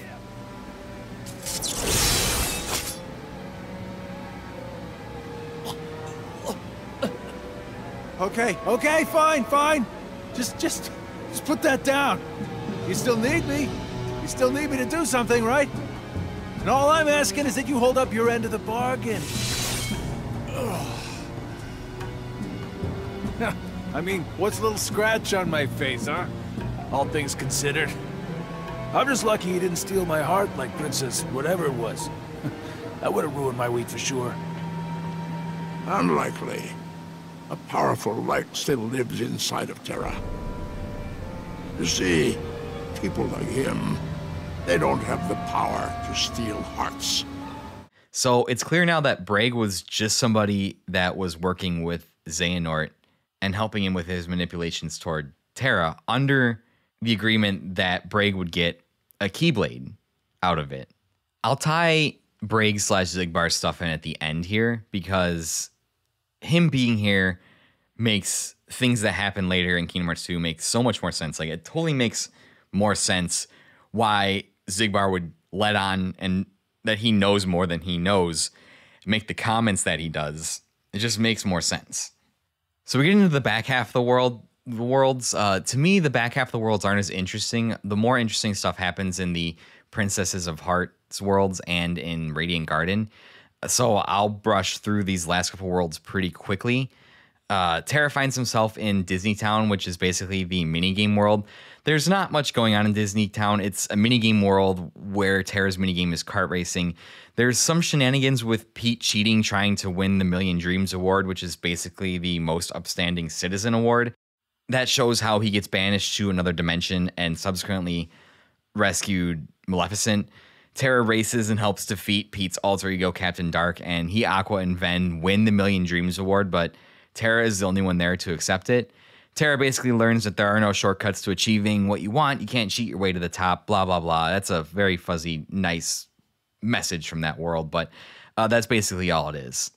We go to a familiar but slightly different world. It is the Olympus Coliseum. Again, in terms of story, there's not too much going on here. Terra arrives to find a young pre-hero Hercules surrounded by Unversed, which he helps save Hercules from the Unversed. And Hercules tells him about the games, so Terra goes to see how strong he has become to basically test himself. As Terra approaches the Colosseum, he runs into, who else? Hades, who upon seeing Terra and the darkness inside him, decides to manipulate and rope him into his plan to, I don't know, get some kind of one-up on Zeus. He convinces Terra that signing up for the games will help him conquer the darkness inside of him. So Terra goes through the games, and Terra's final opponent is none other than a Final Fantasy character. And not only that, a Final Fantasy VII character. And not only that, it's not Cloud, but this is thematically appropriate since the game is 10 years in the past. It is none other than Zack Fair, who, surprise, surprise, is also being manipulated by Hades. And as Terra fights him, he realizes that Zack is being controlled, and Terra realizes that Hades would have done the same to him if he had given in to the darkness. Terra defeats the controlled Zack, freeing him from Hades' clutches, spoiling Hades' good time, and they agree to fight each other again sometime fair and square. Terra goes to the next world, and while traversing the lanes between, Terra is overcome by a gigantic spaceship traversing the stars, and when he awakes, he's in a prison cell being watched by characters from Lilo and Stitch. That's right, this is a Lilo and Stitch world. He's being watched by the Grand Councilwoman and Captain Gantu. But the two have to make a hasty retreat as Unversed appear on the ship. Terra uses his Keyblade to escape his prison cell and defeat the Unversed. And Terra meets Dr. Jumba, who is Stitch's creator, and again, a antagonist / villain who manipulates Terra by telling him he was falsely imprisoned for creating Stitch. He convinces Terra to set him free and help Jumba rescue Stitch, who is preparing to be banished to the far reaches of space. Terra agrees and sets him free, escorting him through the ship to find his experiment. The two find Stitch in containment, and Jumba frees him. Stitch immediately jumps onto Terra, steals his Wayfinder, but strangely returns it to him when Terra cries out that his friend made it for him. And Terra laughs, saying that he's been striving to prove himself as more independent, but at the first thought of his friends, as soon as something valuable that his friend gave him is stolen from him, his heart reveals his true feelings, that he really cares about them. Jumba, who's not impressed when Terra asks him if Stitch just needs some friends, he frees another one of his experiments to fight Terra, which is one of the experiments featured in the Lilo and Stitch TV show, and one of the very rare instances that Disney TV makes an appearance here. Stitch returns, and Terra tries to make friends with him, only to have the alarms in the ship go off due to their prison break. Jumba and Stitch make a break for it, and Terra makes a portal, escaping into the lanes between. The next world he goes to is Neverland. Again, story-wise, not much going on here, but Terra once again ends up manipulated by the Disney villain after rescuing Hook and Smee from the Unversed, agreeing to help Captain Hook protect his treasure from Peter Pan because he tells Terra that it contains the light. And a boy who's after the light sounds a lot like Vanitas, so Terra falls for this manipulation once again. You figured after all this time of bad guys manipulating Terra that his guard would be up a little more, but underneath his struggles with darkness, there's a person who really wants to do good and help, and he just doesn't know any better. As predicted, Pan shows up to try and steal the treasure as Terra's on guard. As Pan and Terra fight, Terra comes to discover this deception that the chest is simply filled with gold and jewels, not light. Through their conversation, they discover that Hook and Smee have gone after Tinkerbell, and Pan flies off to rescue her. After fighting an unversed swarm, Hook reappears with Tinkerbell captured, but Terra frees her, and Hook takes off when he hears the tick-tock of his sworn enemy, the crocodile. And as Tinkerbell flies overhead, he has a flashback to the night that he, Aqua, and Ven spent under the stars before all of this started. The Lost Boys are bummed about not having any treasure, but Terra tells them to take the chest and fill it with their own treasures. Terra leaves this world, and he continues his journey flying in the lanes between, when he sees a bright, warm, shining light emanating from a world. And when he lands, he finds himself on none other than Destiny Islands. He looks by his feet and he sees the star-shaped Paupu fruit, holding it up beside his wayfinder and remembering Aqua's words that the fruit was the inspiration for her making the wayfinder good luck charms. As Terra approaches a tree full of Paupu fruit, he wonders if him, Aqua, and Ven will ever be a team again, realizing that the things that once held them together are now the very things that have created cracks in their friendship. As he stands here in thought, though, who should run by him as he contemplates? The none other than two young boys, no more than 4 or 5 years old. It's a young Riku and a young Sora. And Terra immediately takes notice of Riku and his light, wondering if that's why he was brought here in order to meet him. As Sora sprints ahead of Riku back to the boats, Riku walks back and takes notice of Terra standing on the beach. Hey, did you come from the outside world? Huh? Why would you say that? Because nobody lives out here, and I know you're not from the main island. Smart kid. So how about you? What are you doing here? Oh, my friend's dad took us out on the boat. This is where we like to play. But they won't let us row out here by ourselves. Not until we get older. Must be hard, huh? Stuck in one place? I heard once there was a kid who left for good. Riku also mentions that there was a kid once who left this world, and we get a flashback to a young man standing staring at the waves with stark white hair, dressed in black. Terra asks Riku what his interest in the outside world is, and Riku says he wants to become strong one day, like the kid who left, and he wants the strength to protect the things that matter. This seems to resonate with Terra, so Terra tells him that there are many worlds out there as he summons his Keyblade. Terra then performs what we see for the first time is called the Bequeathing Ceremony, holding the Keyblade out to Riku and telling him that by taking the Keyblade, he will one day wield it and be able to leave this world. In your hand, take this key. So long as you have the makings, then through this simple act of taking, its wielder you shall one day be, and you will find me, friend. No ocean will contain you then. No more borders around or below or above, so long as you champion the ones you love. Riku takes it for just a moment before Sora's yell from the docks interrupt him. Terra tells Riku to keep it a secret, otherwise it won't work, to which, of course, Sora starts to pester Riku immediately to tell Sora what happened, which Riku just plays coy and doesn't say anything. Okay. This scene is huge. It reframes everything we think we know about the first couple of games.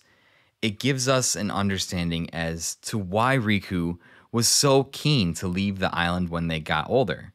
Terra appeared to him, and the timeline makes sense. This is 10 years ago. Riku was 15 when they left the island. Terra appears and told him of the outside world and gave him the ability to use the Keyblade. Riku was always meant to have it, but his desire for power to leave the islands corrupted his heart, And so when that fateful night occurred in Kingdom Hearts 1, it wasn't Riku who the Keyblade came to, it was Sora. This also explains why Riku could take the Keyblade from Sora and Hollow Bastion in the first game, and why he can wield one now. This bit of Keyblade lore is interesting, this whole ceremony that Terra performs, allowing for the ability to wield the Keyblade to be passed on if its owner is found worthy, rather than just having a Keyblade choose someone at random. But as far as we know right now, this never happened to Sora. He never got this ability passed on. Terra chose Riku. And Terra obviously sees a lot of himself in Riku, based on Riku's responses, that he wants the strength to travel to outside worlds and protect his friends. And Terra can relate to that and notes that the light inside of Riku is very strong. This is something that Terra values as well. He values his strength to protect his friends and to travel. But his obsession with power and strength and his obsession with succeeding are what are driving some of the darker emotions, the dark thoughts that lead him down the path of darkness. I wasn't kidding when I said that Birth by Sleep changes everything we think we know. And this is the part of the story in Kingdom Hearts where everything that happens for a reason. Everything in Kingdom Hearts 1 now appears to be set in motion by this fateful visit, by the things that Terra tells Riku, and by his choice to give him the ability to wield the Keyblade.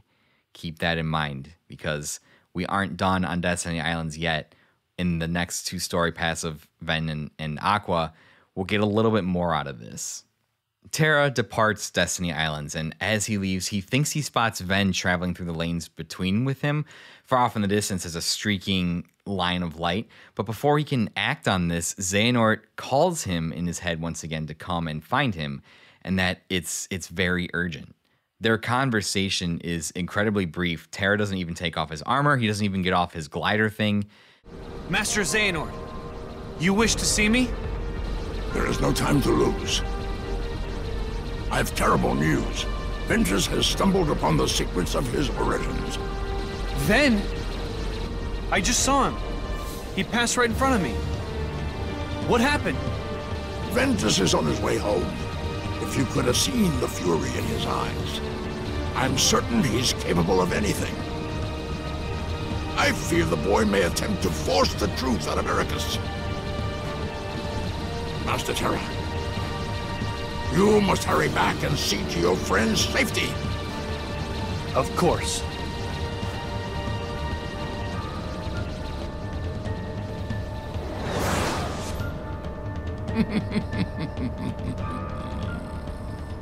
Xehanort tells Terra, calling him Master, that he must go save his friend, setting Terra on a collision course with his master. So what Xehanort's telling Terra, whether this is the half-truth or manipulation of the truth, is that Ven discovered what Xehanort did to him, and Ericus kept it from him all these years, and now Ven is going to confront Ericus. Thus, the plots of Xehanort deepen. Terra returns to the land of departure just in time to see Ericus raising his Keyblade against Ventus, sending chains of light to destroy him, but Terra jumps in just in time to save him. And here we get an amazing emotional exchange between Terra and Ericus. What? Master! Have you gone mad? Terra! I command you, step aside. No! You will not heed your master? I won't! Why do all my attempts to reach you fail? If you don't have it in your heart to obey, then you will have to share Ventus's fate. As Ericus rushes to fight Terra with a tear running down his cheek, saying that if he can't obey, then he will have to share Ventus's fate, as Ericus raises his own Keyblade against his former students. Which is surprising because as a paragon of light, you wouldn't expect this reaction from Ericus.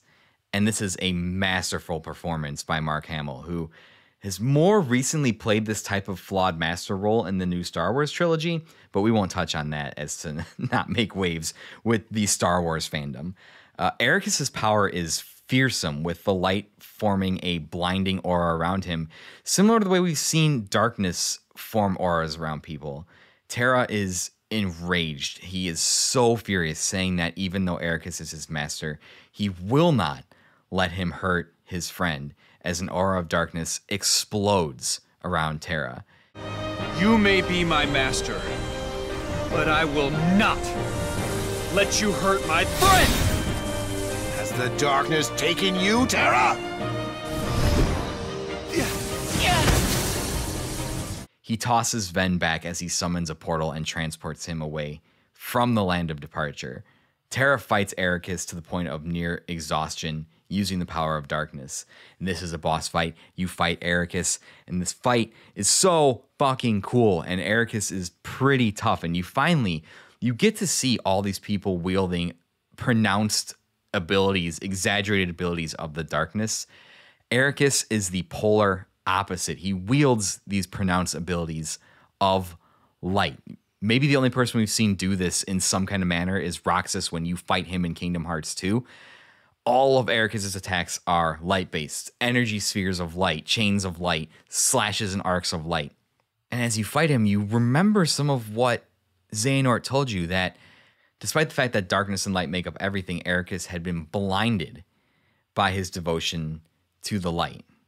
As Ericus stands before Terra breathing heavily, he can't believe what he has done. He is beside himself that he raised his Keyblade against Ven and Terra. No, you were right. I failed you, Terra. Perhaps I've no one to blame but myself for the darkness inside you. And now I've done worse. Raised my Keyblade against you and Ventus. My own heart is darkness. Suddenly, Ericus is struck from behind, dropping his Keyblade and falling to his knees, disappearing in particles of light before Terra can grab him. Terra falls to his knees, crying for his fallen master, nay, his father. Ericus even calls Terra the son he never had, and who should step forward to stand in front of him? None other than Master Xehanort, finally making his move to finish off Ericus once and for all. What a sight. Why do you trouble yourself with remorse, Master Terra? The man was bent on doing harm to your friend, his own pupil. Master Xehanort, why? You know, at times I find your progress quite striking, but you still fall short. Let all that anger out, my boy. Give your heart over to darkness. What do you mean? Still so blind. Then I will make you see. Come to the place where all Keyblade wielders leave their mark on fate. The Keyblade Graveyard. There you will watch your dear Ventus and Aqua meet their ends, and the last light within you will die.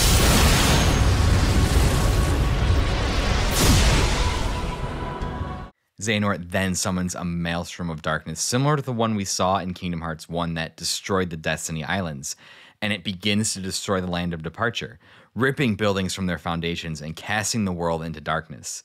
As Xehanort tells Terra he won't need a home anymore where he's going. Gripping his Wayfinder tight, Terra promises to his friends that he won't let Xehanort hurt them before flying off to the Keyblade Graveyard to face Master Xehanort once and for all. If you remember back to Chain of Memories, Mickey Mouse touches on this a little bit. King Mickey does, right? King Mickey, at the start of that game, in a similar way, has a very single-minded devotion to the light and harbors an extreme hatred towards the darkness. And this is kind of how this dichotomy has been presented throughout the entire series so far, is that light good, darkness bad. But similar to Star Wars, everything must exist in balance, correct? Xehanort blames Ericus for a too strong of imbalance, too strong bias towards the light, and that light begets darkness, and you can't have one without the other. In a way, I kind of agree with Xehanort, because we see here that Ericus is so obsessed with the light that it drove him to try to kill his own students. You wouldn't think that somebody who carries light in their heart would act that way. As I explained in previous episodes, this dichotomy of light and darkness, it is not inherent that darkness is evil. It is not inherent that light is good. As with everything, there must be a balance, and too much of one or the other can have corrupting effects. Terra returns to the Badlands, which is the world we now know as the Keyblade Graveyard, and as Terra looks around, there are signs of a titanic clash. It's not even describable. Craters in the ground, gorges carved out of mountains. The land is choked with dust. The ground beneath his feet is cracked and barren. Whatever happened here rendered this place an inhospitable wasteland. And after resolving to do whatever it takes for his friends, Terra marches forward to meet destiny. And the title screen for the world appears, Keyblade Graveyard, made up of the designs of Ven's, Aqua's, and Terra's Keyblades. Eventually, Terra finds himself in the middle of a crossroads, surrounded by a field sticking out of the ground, hundreds of thousands of dead, rusting Keyblades. Their numbers are uncountable. And as he stands there, he sees Aqua approach.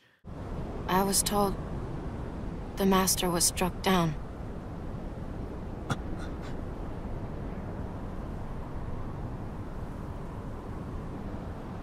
Yes, that's right. I was stupid and helped Xehanort do it.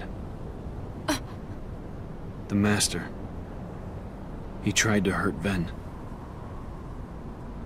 I only fought because I wanted to protect him. But I was tricked.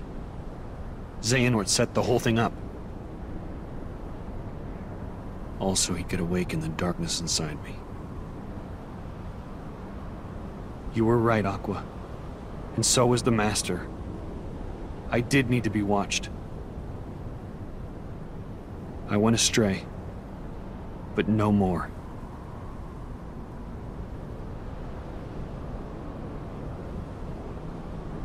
What else is darkness but hate and rage?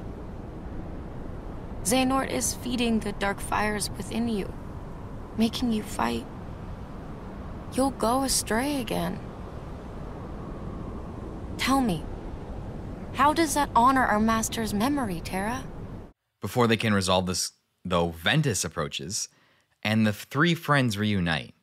Ventus tells them the part of Xehanort's plan that he has uncovered, that he wants Ventus and Vanitas to fight to forge a Keyblade.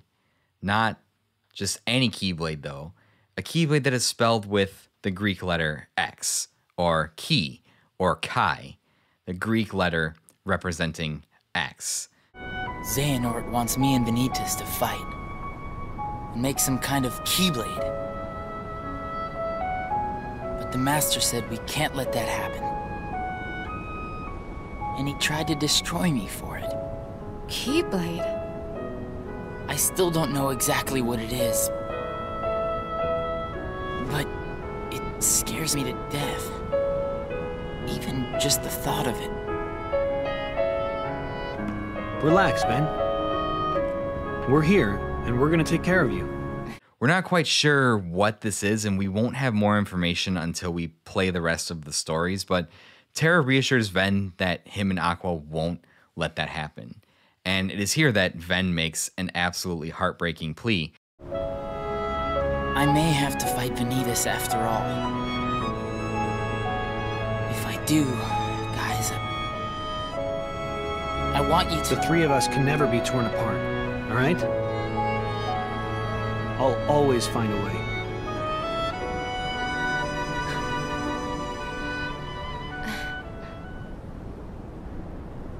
I'm asking you, as a friend. Just put an end to me. Which is a rather somber thing to be said, especially in Kingdom Hearts, but they're already too late. Xehanort approaches with the masked boy Vanitas at his side. Xehanort explains where they are. Behold, these lifeless keys used to be full of power. united with the hearts of their masters. On this barren soil, Keyblades of light and darkness were locked in combat. As a great Keyblade war raged,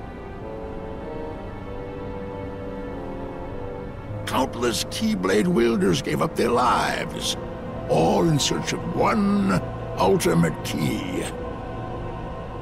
And it will soon belong to me. The three friends activate their armor and spring into action, with Terra rushing Xehanort, who, with the flick of his hand, simply, basically earthbends the ground and sends the ground rocketing towards the sky, forming a gigantic pillar of earth into the air. And with another wave of his hand, standing atop this tall pillar, summons a stream. He pulls the dead Keyblades out of the ground and forms them into like this deadly stream of Keyblades that begin flying through the air in a deadly column. And Vanitas jumps onto this, dealing severe damage to the three friends as the Keyblades all fucking whirl around in this gigantic storm. The battle that unfolds is intense. It's stunning. I would recommend watching the secret ending of Kingdom Hearts 2 just to see how this battle plays out, because it really is an incredible secret movie. You get so much more visual than me trying to. I'm going to try and explain it here, but so much happens. There's so much action. I would recommend going to watch it. One thing I'd like to note is that we notice Aqua's armor specifically looks a lot like the armor that was in Xemnas' Chamber of Repose under the Radiant Garden Castle, the armor that he referred to as friend, but we'll touch on that a little bit later. Aqua goes to protect Terra, who is having dead Keyblades just rain down on him, and she uses Reflect to protect him, which causes a gigantic explosion and causes Terra to land right in front of Xehanort as Ven rushes in to help his friend. As Xehanort faces down Terra, Ven tries to sneak a blow in from behind, only for Xehanort to like instant transmission behind him and grab him by the head, and he begins to squeeze his head and crack his helmet with his grip. Before Terra can help Ven, he gets blasted away by another round of Keyblades whirling through the air, and Xehanort uses his immense power to cast Blizzard and freeze Ventus nearly solid, tossing him off the cliff. Aqua sees this from down below and dives to catch him before he hits the ground, and she asks Ven if he's okay. He can't respond, but his eyes are moving, indicating that he's still alive. Xehanort's Keyblade transforms into like a purplish dark ball of energy, and after this, he shoots a beam of power. He shoots a beam of like darkness into the sky. The clouds part to reveal the moon-shaped visage of none other than Kingdom Hearts. We transition away for a brief moment to see approaching the familiar shoes and tail of King Mickey, who has arrived on the scene to help. Terra picks himself up off the ground, discarding his helmet, and he races towards the top of the earthen pillar, where he confronts Xehanort and Vanitas, where he demands to know what Xehanort did to Ven. And Xehanort merely taunts him, dropping the facade once and for all. You have a brief scripted fight with Xehanort and Vanitas at the same time, and in the middle of this, Xehanort commands Vanitas to go and take what Ventus owes him and to kill Aqua.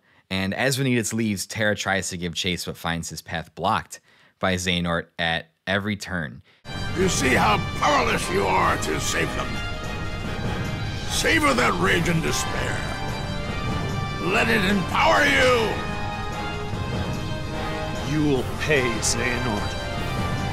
Was my master? No. My father, Ericus, not enough for you? Leave my friends alone! Yes, boy, that's it. More! Let your whole heart blacken with anger!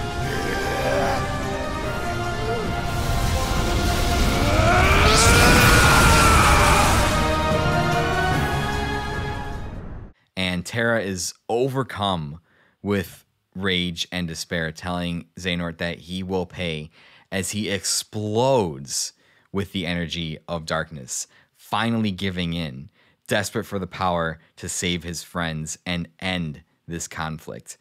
The boss fight that follows is so cathartic because you finally get to beat the shit out of Xehanort after having him taunt and manipulate you for like 10 hours at this point.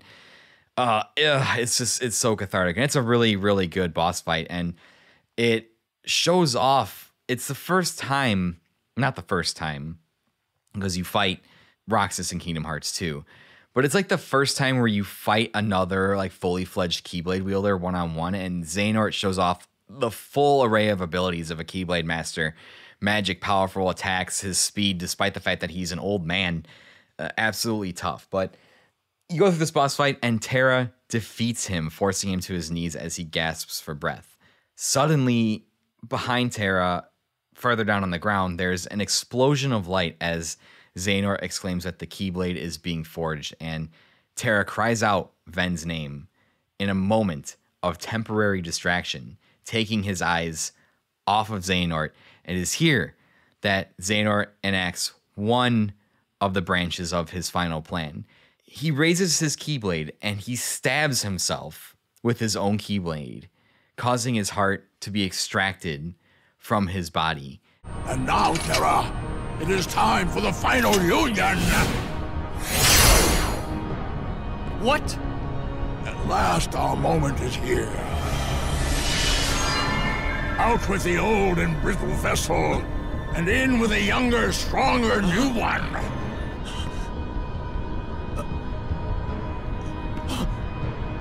I swore I would survive, and be there to see what awaited beyond the Keyblade War. And now it is your darkness that shall be the arc that sustains me!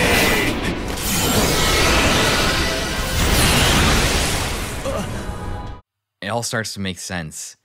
Xehanort was manipulating Terra to serve as his new vessel. Xehanort knew his body had become older, and he wanted a new, young vessel to sustain his life so his work could continue.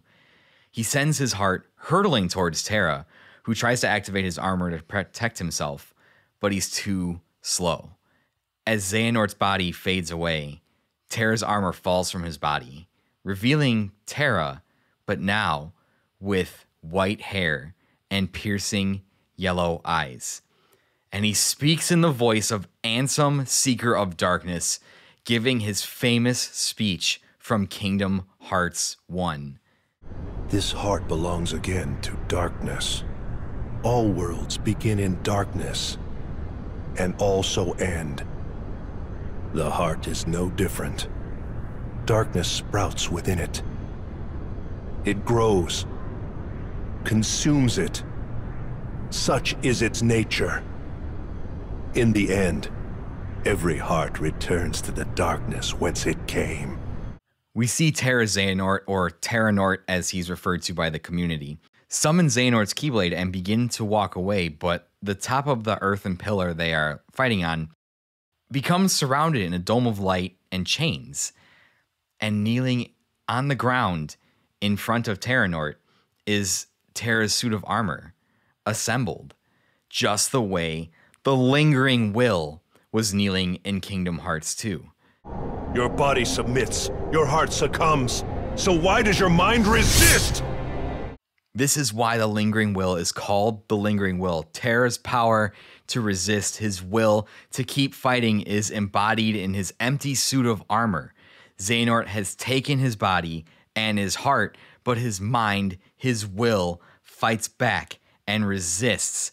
Finally revealing the mystery of the lingering will, Sora encountered Terra's trapped will in Kingdom Hearts 2. And here, this is the coolest fucking boss fight. Terra, his will inhabiting his armor, fighting his Xehanort-possessed body, and the Terranort even pulls out some moves that Ansem, Seeker of Darkness uses. This fight is absolutely brutal. Terranort is fast, he's powerful. The Guardian that Ansem, Seeker of Darkness has in Kingdom Hearts 1 is present here as well. This fight is incredibly brutal. It's one of the most difficult fights in the game. But the armor of Terra defeats his possessed body and simply kneels down in the position we find him in Kingdom Hearts 2. Terranort lays on the ground, unconscious.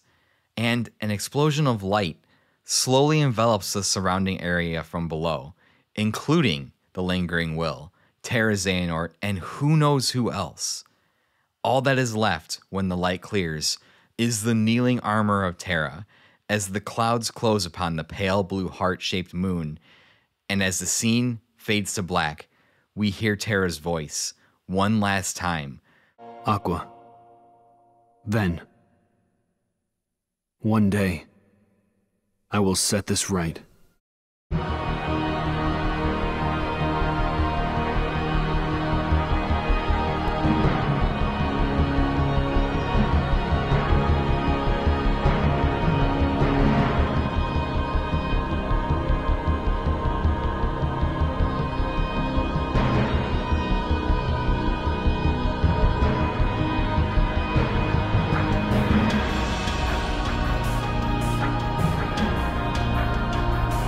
Before we close out this episode, let's explain some things. Now, things are going to be a little bit confusing because in order to get the full picture, we have to play all of the story paths. We have to play Ven's story, we have to play Aqua's story to find out what this Master Keyblade is, to find out what happened to Ven and Aqua, Vanitas, all that stuff. But we get some really key information revealed to us in Terra's story. Let's tie that back in to some of the lingering mysteries from Kingdom Hearts 1, Chain of Memories, and Kingdom Hearts 2. As we discovered in Kingdom Hearts 2, Ansem, Seeker of Darkness, and Xemnas, leader of Organization 13, were the heartless and nobody of a man named Xehanort, who was the apprentice of Ansem the Wise. We now know for a fact that Xehanort is in fact the body of Terra possessed by Master Xehanort. That's the biggest thing. Part of Xehanort's plan that included Terra was to get him to accept the darkness so that he could serve as Xehanort's vessel, stabs himself, takes his heart out, puts it into Terra. He has a new young body. He can continue to persist for whatever his goals are. And the fusion of Xehanort with Terra's darkness is very formidable. So, somewhere in between all of this, whatever happens at the end of Birth by Sleep, Terra Xehanort survives, becomes the Xehanort that is the apprentice of Ansem that we know, conducts all these fucked up experiments, and willingly turns himself into a Heartless who calls himself Ansem, Seeker of Darkness, and the nobody Xemnas, who is the leader of Organization 13. So all of the villains that we've fought, everything so far in the entire series has all been under the machinations, or connected somehow to Master Xehanort. Secondly, the armored individuals that were hinted at in the Chamber of Repose scene and the secret ending of Kingdom Hearts 2 are in fact Terra, Aqua, and Ventus. The secret movie is the climactic final showdown of the game, which is kind of ballsy if you think about it. Be like, hey, we're going to show you a piece of the next game. Oh, by the way, it's the end of the fucking game. It's the climax of the game, a snippet of it. Absolutely insane. And it makes sense then why Xemnas would call Aqua's armor his friend, right? Because Xemnas ultimately comes from Terra Xehanort, who Master Xehanort took over. And so Terra Xehanort, in some kind of sick, fucked up way, his nobody would call Aqua his friend, right? That's kind of messed up. We'll talk about that more when we touch on Aqua's story. Xehanort's plan is multifaceted. We see from a brief conversation with Ventus that he has a plan for each one of the Wayfinder trio, and for this part, we'll stick with Terra. At this point in his life, Xehanort is old, his body is frail despite displaying a lot of power. At the Mark of Mastery exam, he saw Terra's affinity for darkness, incorporated him into his plan, plotting to take over his body to see the continuation of his plans. Terra was the perfect candidate as he towed the line between light and dark. This isn't unheard of either. We know from Kingdom Hearts 1 that evil Keyblade wielders have the power to extract hearts from people. Terra does this to Princess Aurora. Xehanort does this to himself. Dark Riku extracts all the hearts of the princesses to make the Keyblade that he uses to fight Sora later in Kingdom Hearts 1. I screamed about this earlier already. The secret boss fight in Kingdom Hearts 2 is the Lingering Will. that is actually Terra's armor, explaining why it says the things it does in the Kingdom Hearts 2 episode, telling Sora he isn't the boy he chose / met on the island, and flying into a rage when he mistakes Sora for Xehanort. In terms of Terra's story arc, it is compelling. I think as a character and as he is performed, I find him the least interesting of the trio of heroes. As each of the three protagonists journey through the same worlds, we see that Terra interacts and spends a lot of time with the Disney villains from their worlds, sometimes even being manipulated by them. And this is in line with his inner struggle with the darkness. The darkness doesn't inherently make Terra a bad person, but as we've seen in Kingdom Hearts and so many other stories, the desire for power often results in unfortunate things happening and you falling into the darkness. But there are instances in the story of people being able to use the power of darkness and really kind of coexist with it, not lose their whole being, right? Riku is an example of this. Ansem the Wise is an example of this. He uses the power of darkness to escape from the Dark Realm. Terra's failure at the Mark of Mastery exam creates a distance between him and his friends as he seeks isolation instead of comfort in the bonds of friendship. This is in direct confrontation to the core tenets of the Kingdom Hearts story. You never, ever turn your back on your friends or sever the bonds that connect you with them.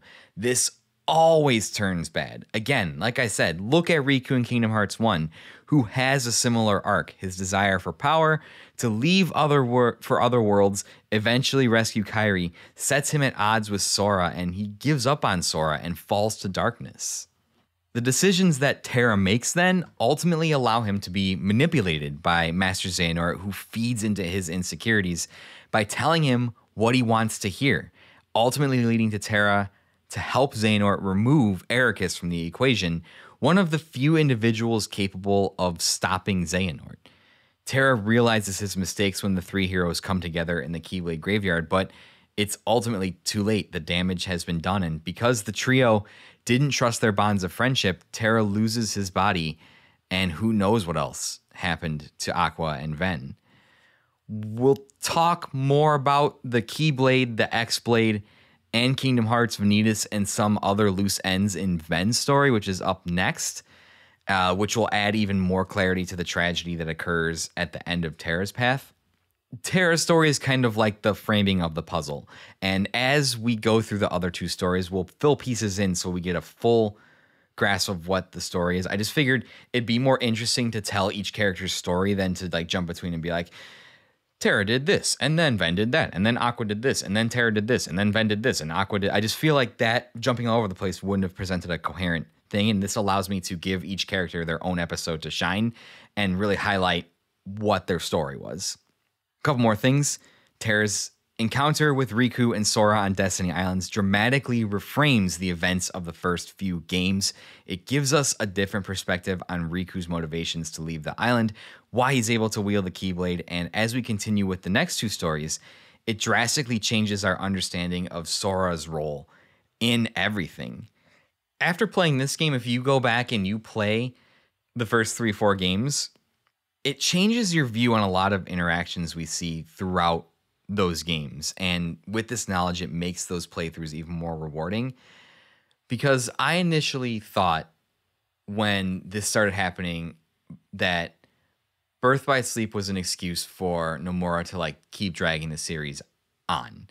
And I thought that during Kingdom Hearts 1, he didn't really have this all the way planned out. But it's very clear by the final mix versions, by the secret movies, all that stuff, that this was his plan for this series all along. And the prequel, Birth by Sleep, reframes the first couple of games and informs the rest of the arc going forward to Kingdom Hearts 3 and reveals that everything, every tragedy that has happened so far can somehow be linked back to Master Xehanort as the sole purpose.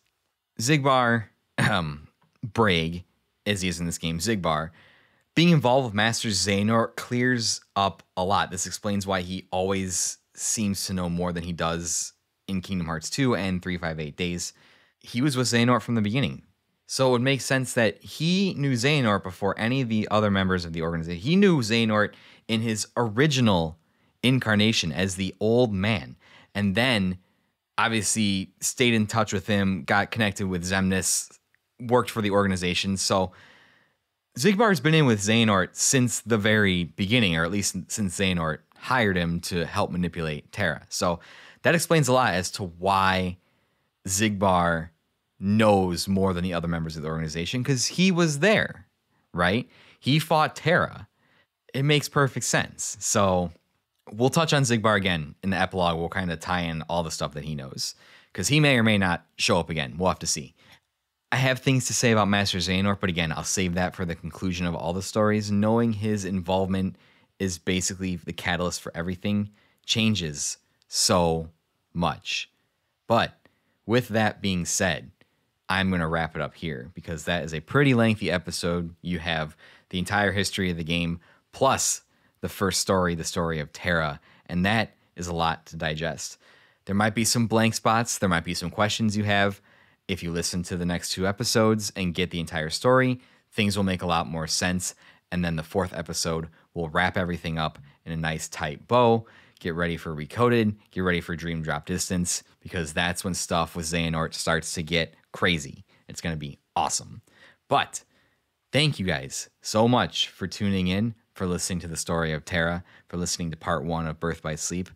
Got a couple more parts to go. I'm very excited to talk about Ven's story, because it's probably the most interesting story. And I'm very excited to talk about Aqua's story, because I think out of all the characters, Aqua can really be seen as the main character of this game. And you'll see why when you listen to that episode. But that's going to do it for Guiding Keys for Unlockables today. Thank you guys so much. If you liked the show, if you enjoyed what you heard, if you want to talk to me, go to linktr.ee/Unlockables podcast. Follow me on Twitter. I'm not calling it X unless Elon starts charging us $1, which in case I won't be on Twitter anymore. So if that's the case, join the Discord. We've got a really awesome, smaller Discord full of incredible video game content creators, incredible people. We talk about games, we talk about life, food, sports, everything in between. Share memes. It's a really, really great time. So if you want to be part of that, find the Linktree. As always, to leave you guys with this, it's not just a story of video games, it is a story of you, and may your heart be your guiding key.